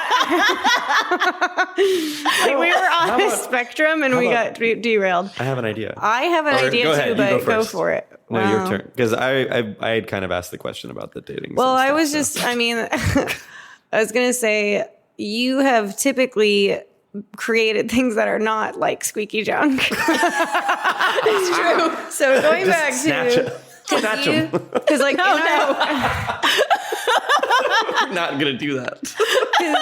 Because in our timeline of your life, we were exiting college. You had gotten your PhD. You did your dissertation on pervasive games, but you weren't. Were you working in VR yet, or when did you start working in VR? Oh, when did I start working in VR? VR would have come into play around 2014. I believe it was when like the DK2 came out. Yes, it was when the Oculus DK2 came out because I went to a Facebook hackathon. That was my first time trying it. Yeah. Okay. Yep. Nice. And did you have any interest in VR before that? Moderate. So yeah, before that, like there was like a couple of GDCs that I had gone to where it was like, new VR headset, something or other. And so stood in line for half my day and then put on their prototype. I think it was like, I don't even think it was a DK2, but it was like the initial Oculus. The DK1. I guess. Yeah. And I was just like, no. So this isn't there yet. Not yet. Right. I don't think I was sold until the Vive. And so I got to try the Vive for the first time. And I think that experience was the whale experience. The whale. So, blue. Blue. Yeah. I don't know. That was. But that's because I think I never had a Vive. They were so exclusive, you know? Yes. Like Vives were just obviously really expensive, but also, and then they had exclusive content, right? Mm-hmm. So it was just kind of, I ended up getting the Rift for free. Oh. Somebody like accidentally bought two. They're like, "Do you want one?" And I was like, accidentally bought. Yeah, it was actually really nice. So you started playing around with the Vive, and you're like, okay, this has some promise, but how you then until now, it's like you've dove into the VR world. Yes. So how did you even end up like liking it that much? What really got you into it? I think it was the first time that I beamed myself into my own like game, where like the world and stuff that I had built, I was standing modeled in out, it. and all of a sudden you're there. And so, like at that point, that was transformative because I was like, I can't imagine playing games any other way now. I mean, that was pretty naive of me because I wasn't really thinking about some of the drawbacks or some of the like limitations of the system. Yeah. But that moment of just feeling like I was actually in a game that I had built. Yeah. This is what I want. This is what I want. This is the immersion. I want people to not be able to go back to reality when they play my game. They're stuck in here with me and my experiences and what I've designed for them. Yeah. They can't look away. If you look away, you'll just see more of me. So I just want to remove that frustration from people. Like I remember like going and being in my room all night, just playing video games and stuff. And then my mom would be like, it's time to eat and then go to bed. And I'm just like, what if I could just have it with me all the time? Then I don't have to be in my room and be like isolated. I can just be at the kitchen table. Mom could be talking at me and I can still be in my game. She just becomes like an NPC. It's fine. That's fine. Mom's an NPC. That's all. Yeah. That's what I want for the future children of America. Mom's a non-player character. Yeah. It's okay. She's just an NPC. Don't think of her as a mom. Just, don't think of cleaning your room as a chore. It's like you are mining for better gear. Have you told your mom that? No. Yeah, it was like any parents. I feel like she would come to my house and burn all of my consoles. This isn't helping the case for, making VR pervasive, like everyone's going to be like, well, I don't want that. But they are on that whole same spectrum. So like VR is on this sort of continuum from the base reality that people are trying. Video games are the escape from. Yeah. In some perception, I definitely like played lots of RPGs and things growing up where I'm just like, I just want a more and more immersive open world. Yeah. I want to like get deeper and deeper, like more lost into this space, this imaginary place, because you can do anything basically. Yeah.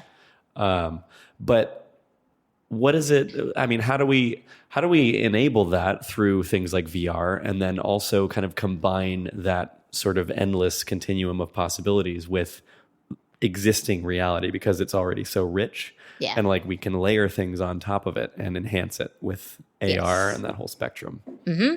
I would say that like what I'm really excited about, if you can imagine 15 years into the future where you either have like contacts or some kind of implant or whatever, where you've basically got AR and VR capabilities built in. You've got the capability of that whole spectrum. So it's basically AR that can go fully opaque. Yeah.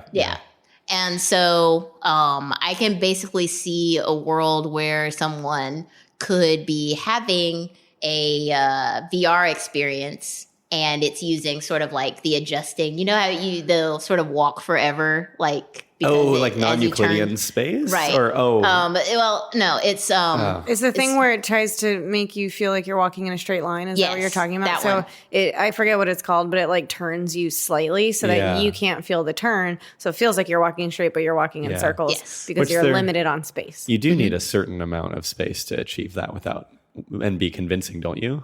Yes, but I've seen research where they were detecting obstacles in real time, like adjusting so that you would potentially like walk around like a chair or walk whatever, still fully immersed in your experience. Yeah, there was Well, hold Go on, over it. because that sounds like a terrifying and unsafe environment where people can be robbed all the time. Yeah, everyone's super vulnerable. So that's not exactly where I'm going. But ultimately, what I'm getting at is the idea that if you need an experience where, like, for instance, an AR experience where it's just like, you go to the bathroom and then your cameras detect that your mouthwash is low. And then it doesn't really alert you to that. But the next time you go to the grocery store or you pass by it, it's just like, oh, yeah, hey, remember, make sure you got to get some of that. Yeah. Right. So you have this sort of AR that like sort of helps you like remember things, but also ultimately gets out of your way. You don't see it all the time, just only when you need it. Yeah, which I mean, that's like building a bunch of layers of different systems and AI that would help to detect those kinds of changes in your environment. But then your experiences that are like fully engaged, where it's just like, okay, now I've got to actually learn this sort of like physics thing for homework or whatever. And it puts you in a spatial representation of like, or whatever. And so it's like, if you need things like visual spatial representations to actually learn better. Like a modal of the planets or something, like literally the solar system floating in front of you. Mm-hmm. Or magnetic waves or something where it's like, there's linear a really, algebra. there's a concept that you have to actually get a hold of quickly, but you also, it would help if there was some spatial representation of it or a different type of representation, because you could take something that is audio and turn it into something visual or something like that. Mm-hmm. Like our capacity and our sort of cognitive load would just be greatly diminished in learning certain tasks and becoming familiar with things. And then you also get the added benefit in VR of empathy. So if you completely curate an experience and then say, it's really hard for me to just talk to you about like what this person's going through or whatever. But here's pretty much a day in the life or something like that. Yeah. Like getting put you across in this person's shoes. Yes. Yeah. Getting across emotional ideas or just like understanding of like human, just differences in humans. Like that type of engagement would be very valuable, and then you'd be able to have those types of short experiences or whatever. Yeah, and a lot of the power of many of the concepts that you just described is really helped by the technology, like the hardware being more pervasive. Yeah. Whereas right now it's very limited because of how bulky and large headsets are, and the fact that the sort of transition between just sitting here with no augmented reality to putting on some sort of headset and then actually having that sort of augmented experience or doing a full virtual experience. Yeah. It's a clunky step between each one of those. Yes. And it's not convenient. But what you're talking about is a sort of fully integrated spectrum of interactions and like enhancing in the grocery store that you have the or you need to get that mouthwash. Yes. So it's like, hey, that shelf over there, boop, boop, boop. There's a little thing. Right. And it notifies you. Yeah, I think that all of this technology, VR and AR, has the ability to sort of bring people closer to their environment than they've ever been before. Yeah. And so even though VR sort of gives you the initial impression of being sort of isolating, you can potentially have a metaverse. Yeah. Hundreds of people in the same shared experience, and a same curated experience too. So you can think of it like a synthetic experience where you could potentially do something where it's like people that are wearing, clothing that you don't want your children to see, you just blur it out. Yeah. Because they've got bad words on their shirt or something. Oh, God. And then there's censorship in your world. That's kind of crazy to think about. Like the second you get the ability to censor and the more real it becomes, obviously, then there's always a certain like flip side to it where it's just like, oh, that's terrifying. And I love Black Mirror for that. Well, the episode of Black Mirror that is basically like HoloLens, and it was called Playtest. Mm-hmm. Yeah. Do you remember that one where he's like stuck in a horror experience? Yes, I remember that one. Man. That's a good one. And that's, it's like anytime I just think of what could go wrong, I'm like, I mean, that's the ultimate, is that you're just stuck in a world and you can't get out, and you think it's real, Yeah. I was thinking about specifically the episode where there's two people that are having this ongoing relationship over time, and they have those contacts that are basically full AR to VR. The San Junipero episode? No, although that one's really cool and was like a feel good episode. I'm thinking of the one specifically where it was their relationship dynamic, and they ended up blocking one another. So like the one person in the relationship was blocked because the other one was just tired of fighting over the thing or whatever the conflict was. Okay. And so like literally, just like you would block somebody on like Facebook or social networking now because you don't want to see them or like hear anything from them, they were literally like blurred out and muted in real life because that person just didn't want to deal with the interaction, which is like a kind of extreme and like exaggerated form of that. But if you're talking about censoring things in the real world around people with AR, then you quickly get into that sort of ethical territory of how much fragmentation into our own little subjective bubbles are we going to enable through this? And I think that's like, for every good, there's always like, a potential. Yeah. Like that's just the way technology works, right? Well, it exposes our own ethical dilemmas. Right.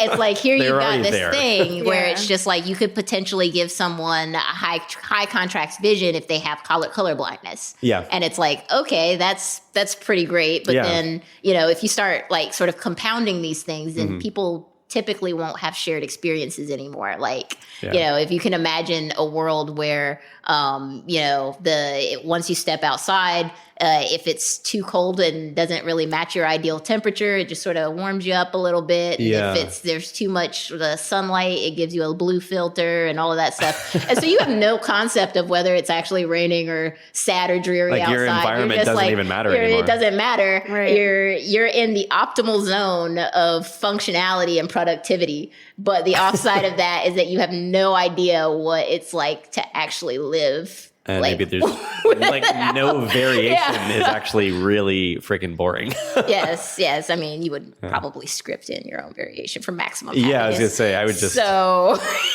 But I do think we have a natural ability to really understand like what we need from the real world versus the virtual world in a lot of ways. And like when we overdo it sometimes, like I was just watching some random show that's like a two people dating in virtual reality. Like they go on a blind date. Oh, yeah. I forget the name of the show. I'm sorry. I I'll saw figure that. it out. Yeah, it was like on Facebook or something. And I watched one of the episodes, and they have all of the motion trackers attached to them and all of this stuff. So they're going on a date, like essentially in a motion captured studio. Yeah. With headsets on, and they have this world, and they did prep work, obviously. So the prep work is that they're selecting their ideal date.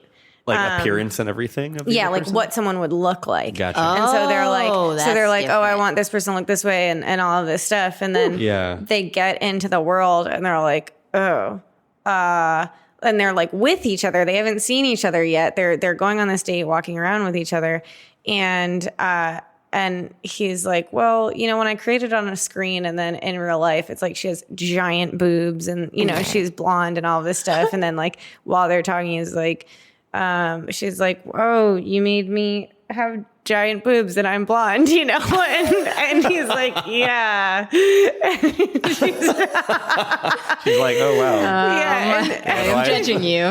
Yeah, exactly. She's like, I'm judging you. And like, she was like, I'm brunette. And it was funny because afterwards, when they talked about it, it was like, she couldn't get over that. And I think he did ultimately feel pretty bad for like what he had done. He was like, this like, like she was the absolute opposite of what he had created as like his ideal date and all of that. And even with her, I think there were some things where what was the other side of that too? I mean, I feel like she just it wasn't as exciting, meaning like she just kind of created like a normalish dude, and I don't know.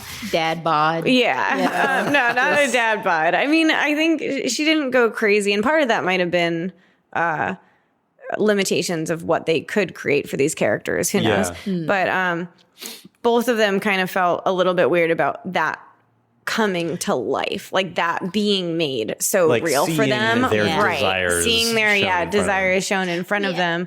I feel like that's a setup for failure. Like if you're just like, it's like, oh, design the perfect person, and someone you don't know, it's completely random, is going to be on a date with you. I'm just like, well, it's kind of what's the right answer here? That's it's true. like a constructive gotcha. Like that's just a fundamental thing that nobody actually knows really what they want. Right. I think that's true. I just make them a puppy. Like you have no idea. Yeah. I feel like you're a puppy.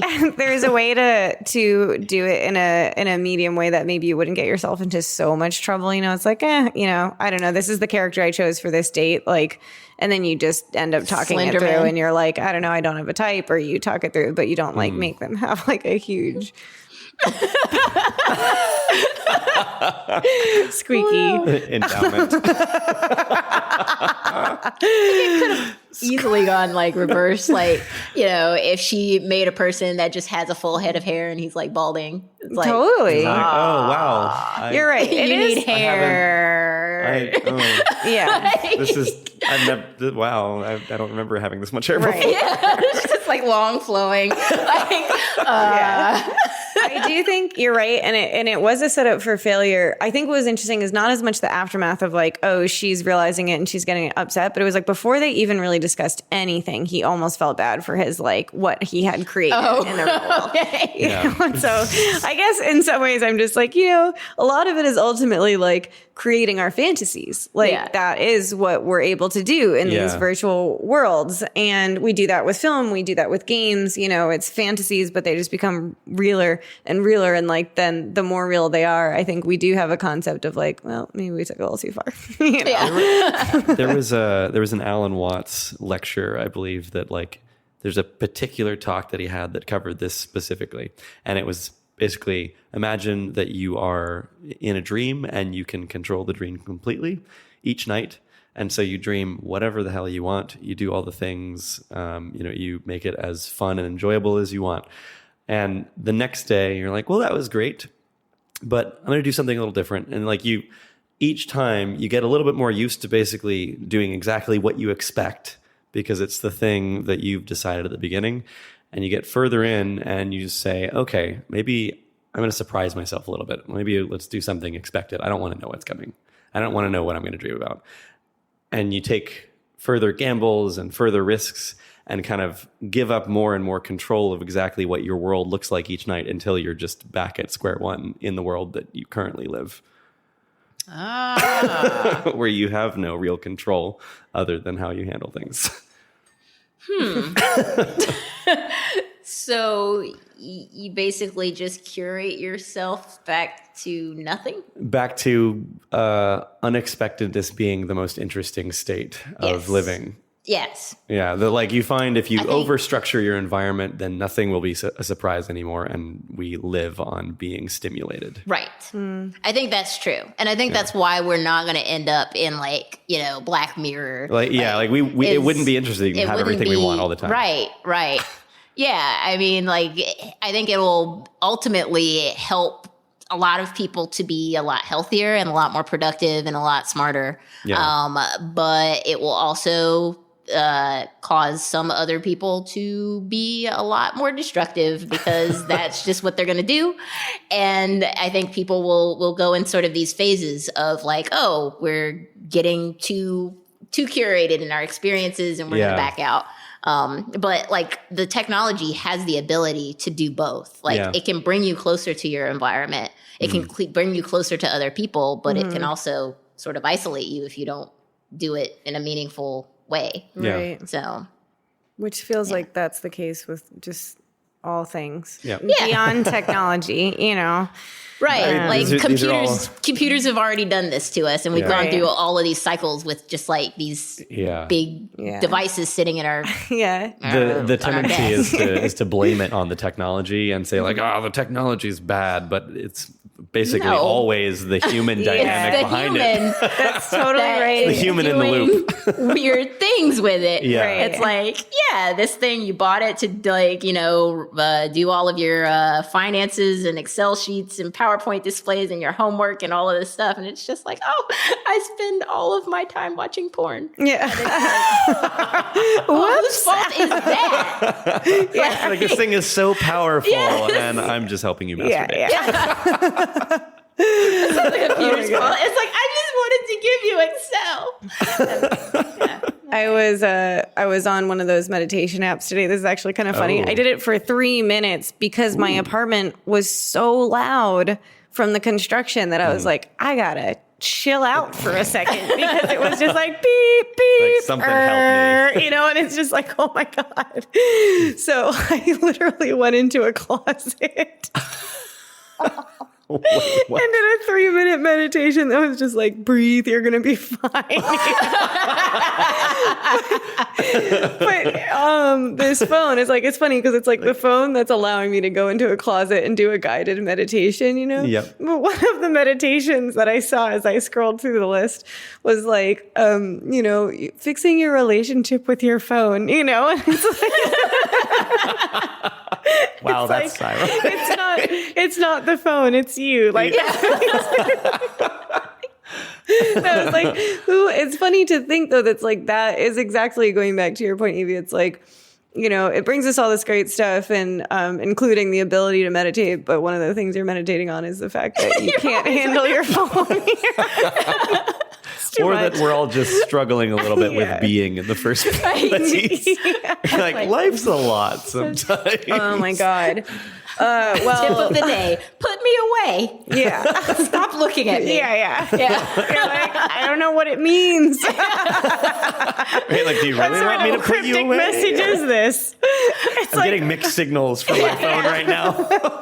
Somebody's calling me, but the app says put me down. Right. I don't know what to do. Oh my god. Evie, for Verge of Brilliance, which is your company that, because you work at least 2 jobs, which is Verge of Brilliance, which you like own and are the president of and all of that, right? Mm-hmm. Which it is creating games. Yeah, it's basically experimental games. Okay, experimental games. Yeah. I feel like you have this theme of working in things related to education and social understanding or something like that. Yes. Okay. Connection. Yes. Yeah. Yeah, that's pretty much it. Is basically, I like to design with sort of this idea of like meaningful play, where it's just like you're having fun, but the artifacts that you take out of it, the things that you sort of like you bring with you once you leave the experience are sort of positive impact in your life somehow. So it's basically, I sort of just have this mindset of, the next phase of gameplay. So when you play an experience for a while and then you back out of it and then you play it again and back out of it, the stuff that sort of like is left over, the residue, is what shapes culture. Yeah. And, I just like the to imprints. be, the imprints, right? Yeah. And so I'm very mindful of that. And so like everything that I design is sort of centered around this idea of like, well, what are people leaving with?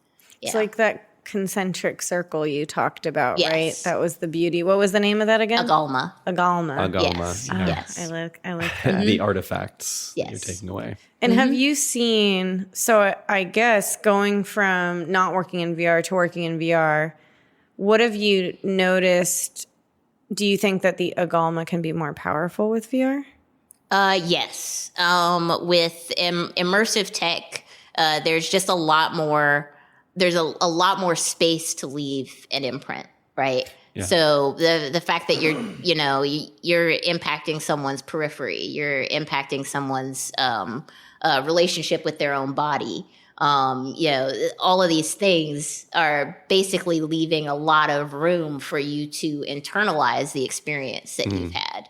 And so I think there's a ton of room. And then there's also just the fact that like, I know, or at least in my mind, I know you guys might not believe it yet, but VR, AR, pervasive experiences, this is sort of like the next generation of computing. So it's coming, and we have a decision to make whether it's going to be good or bad. It's like a big blanket that is slowly floating down over the world, and nobody can really stop that from happening. Right. Just shape the way that it falls. Yes, exactly. And we've, like a lot of the fights that we've had in regular games and traditional games, it's like we've learned like how culture can be negatively impacted by just like leaving the artifacts that we're leaving on people. leaving the wrong artifacts, right? Yeah. And it actually ends up hurting the entire, industry. Yeah. You end up with like government trying to like regulate it, and then you end up with experiences where half of the human population can't enjoy it because the people that are playing it are just complete awful people, right? And so there's just a very toxic culture that forms around it or something. Yeah, you shape toxic cultures, and it's really, really hard to back out of it. Yeah. And so like I've interviewed with companies and had conversations with people where they're just like, well, we're wanting this game to appeal to more of this type of audience, or, more kids or more women or whatever. Yeah. And it's just like, how can we, create moderators and create sort of these game spaces that make it feel more comfortable and welcoming and inclusive and all of that stuff. And it's just like, well, part of the issue is that this culture exists, and you're going to have to try to reverse it. And so this is much harder than it would have been had you been more mindful earlier, right? So, there's a lot of reasons why I think VR has this ability to actually bring more people together. Yeah. And a lot of it has to do with the community as well, and not just the tech. And are we talking specifically about games, or I guess game experiences as translated to VR, or about sort of the broader application of VR and XR in general? Yeah, you'll find that when you talk to me, there's not too much difference. I sort of live life as if it's a game. I mean, I feel like everybody does, whether they look at it that way or not. Right. I don't know if that's necessarily the healthiest way of thinking about things, but this is definitely how I've learned to sort of, navigate this freezer. Well, that's the thing that's interesting about games, is that they are a simplification, or like a simplified model off of real life. Yes. So if you structure your own real life in any way, in things that incentivize you, then like that is your game. That is your game. Yes, exactly. So I guess to answer that question, I think that it's when I talk about virtual experiences, I'm talking about play, but I'm also talking about play in the context of learning and education. Everything, basically. Everything. And performing in a way that's optimal, because that's how you learn, is to sort of like, people learn things better when they play with the subject matter. Yeah. Right?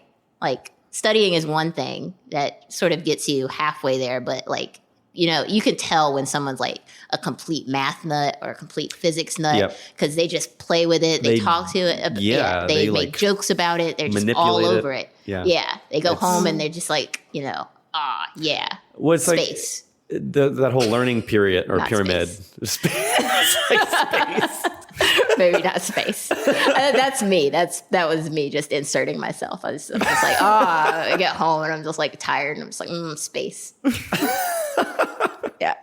It's that whole learning pyramid where you have like lecture, basically, or reading about a thing is very near the top, where maybe you're only absorbing like 10 to 20% of the content that you're trying to absorb. And then down at the bottom, you've got actual like applying or learning by doing the thing, and then teaching others.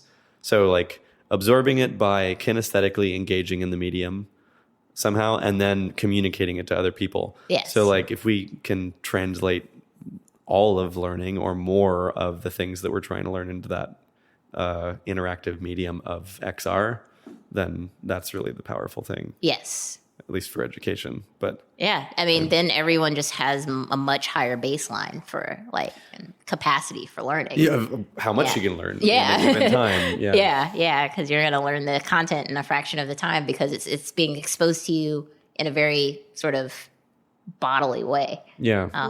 Ultimately, everything that I've done in games has been about sort of like, interactions, like creating experiences that are memorable, that have something that sort of leave behind. They capture embodiment and things like that. I don't want people spending the first 8 hours in my games, like learning how to play my game. I want them to put on the headset and intuitively know what they're supposed to do. Yeah. That's like one of the things that I want to do in everything that I build is make it so that there's sort of a natural or an embodied component to it. So you're not really thinking about necessarily the device that you're using as much as you're just getting in it and then being an actor. Being absorbed. Yeah. Yes. Yeah. Or there's just something that feels intuitive, like you with the marimba sticks. You're like, oh, I'm holding 2 sticks. It just kind of makes sense. I'm not thinking about like which buttons I need to press. Yeah. So much as just let me move the way that I expect to reach out and hit a key. Yeah. Yep. And then like with Epic Snow Day, it was like the idea was, do the things that you would do in snow. So a lot of snowball games tend to be like, oh, press a button to make a snowball. And I'm just like, how lame is that? No, get down on the ground and scoop up some snow and scoop it up until it's the size that you want and then pick it up, throw it. Like, yeah. That is awesome. So, yeah, I mean, like, I just like, I like to think of, experiences in VR as being natural, as being not in the way. And so even though it gives this outward appearance of just being super, super techie and super like, you got to be like in the elite to use VR. It's like, no, that's not the goal. If that's how VR is actually handled in the future, we've failed. Like, It's the best thing to do is to apply it outside of the gaming industry, because the problem with the gaming industry is it's all computer geeks. So they're willing, that's why they're the first buyers. They're willing to put up with that, but then that becomes a problem. Everyone's like, how do we get mainstream people? Yeah, the game industry has been a niche industry until more recently in history. Right. Yeah. I'm almost hesitant because of all this to keep calling XR or just VR in general like an industry, because first it was easily translated, like the tools, the 3D modeling and animation and all of those things that were already being used in video games and in the video game industry were an intuitive jump for developers. Yeah. And so you've got a lot of people coming from the video game industry into this space, into VR. And so they're bringing over those ideas and those ways of thinking. But we were talking earlier about how XR in general is just this kind of overarching blanket that is covering like the world, all industries. So the potential, like the applications of it are so much more broad than video games specifically. So like we need more people from other spaces and other frames of thinking to actually open up those ideas, those possibilities. Yeah. I think that like movie industry and some of these other industries before that is that there are these sort of key moments where somebody just sort of comes across an idea that's just like it transforms the entire way you think about that technology. So like with cameras, it's like, oh, wow, you could bring the camera onto the stage with you and oh my gosh, now you've got a movie, now modern we can control the movie. angle. Yes. We can take frame shots. Right. It's like you can move the camera can actually be in the shot. And it's like, I feel like VR is still waiting for those sort of eureka moments. Yeah. I don't know what they're going to be, but I think that like right now we're sort of still in Portland, Oregon. Ultimately what I'm saying is that we're just making a lot of ports of like, here is a game that used to be a traditional 3D game and now it's a VR game. Yeah. Right? And so there's a lot of learning that comes from that. Yeah. You sort of start to see where the differences lie. And that's an important part of the process. Yeah. But eventually we're going to get into, VR, there's this thing you can do in VR that you can't do with a normal game. Yeah, it's like a broadly applicable tool. It's not just a game experience builder. Yes, and everybody needs this. Yeah. Like that's what we're sort of waiting for. And I think part of that is also like accessibility. Like you can make the best app in the world, but if it's too hard to get into, or you have to be like at 100% optimal health in order to be in it, then it's probably not for you for probably 80% of your day. Yeah. You go to work to do that stuff. And then when you get home and you're playing video games, you're just like, okay, here's my last 10%. I'm going to play Red Dead Redemption. And it's like, you can't do that with VR. You can't just be like, oh man, I'm down to my last 10%. Let me just go ahead and jump on in. Let me just precariously set up these sensors, set up my Guardian, my room. Arms about.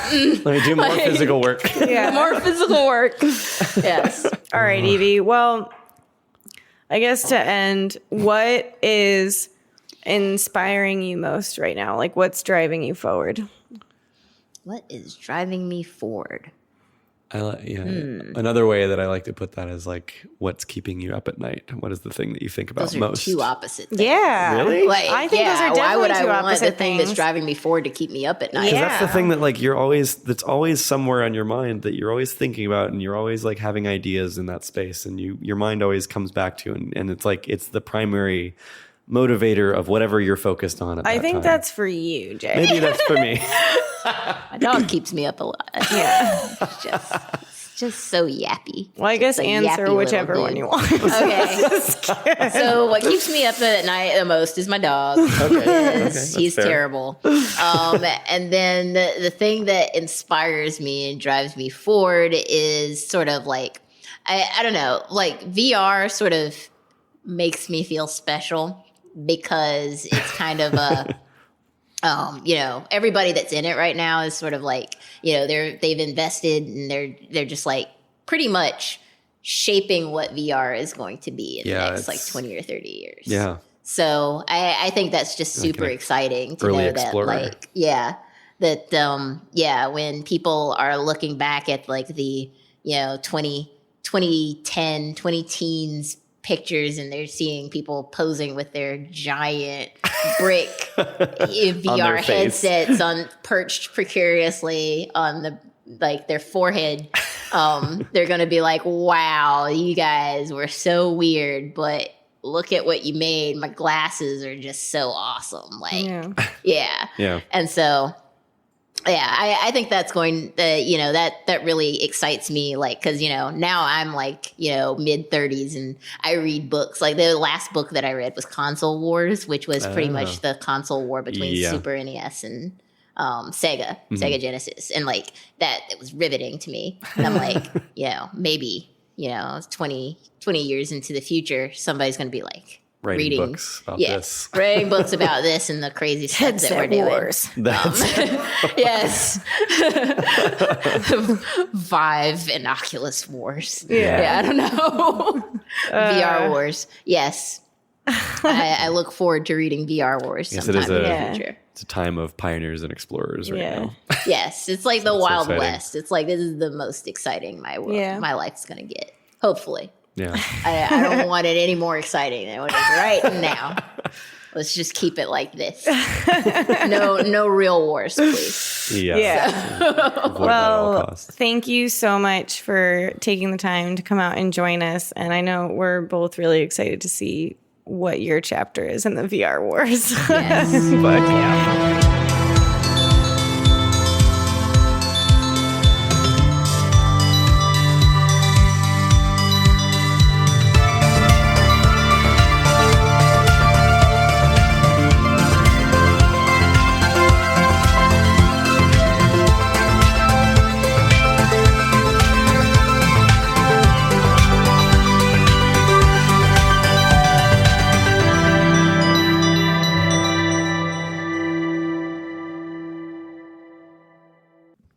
All right. Thanks for listening. Thank you. Thank you. So real quick, Jay was talking about a movie at one point, and Evie and I basically laughed him off the stage. We're like, there's no way.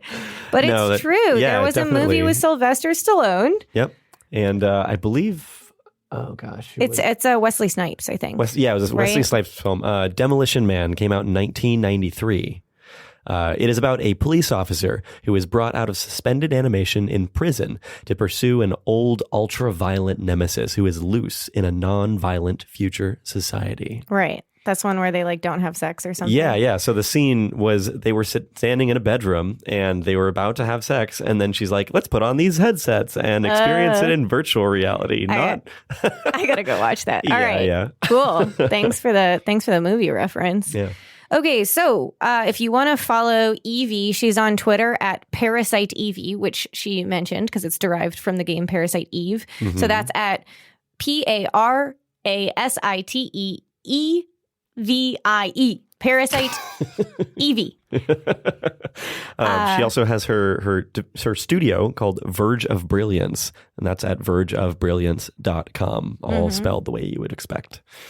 And you can just Google search her. She's done a lot of different interviews. She has papers out there, research games, all this good stuff. So you can honestly just Google her name and a bunch will come up. We would really love to bring her back on in the future to talk about some of the things we kind of had to glaze over in this particular conversation. We just don't have infinite time, but we would love to dig more into pervasive experience and games, as well as calm UX. There are concepts that have a lot of depth, and there's a lot of interesting things to talk about there. So, yeah, and it's hard to believe we end up glazing over things after a 2.5-hour conversation, but it happens. Yeah.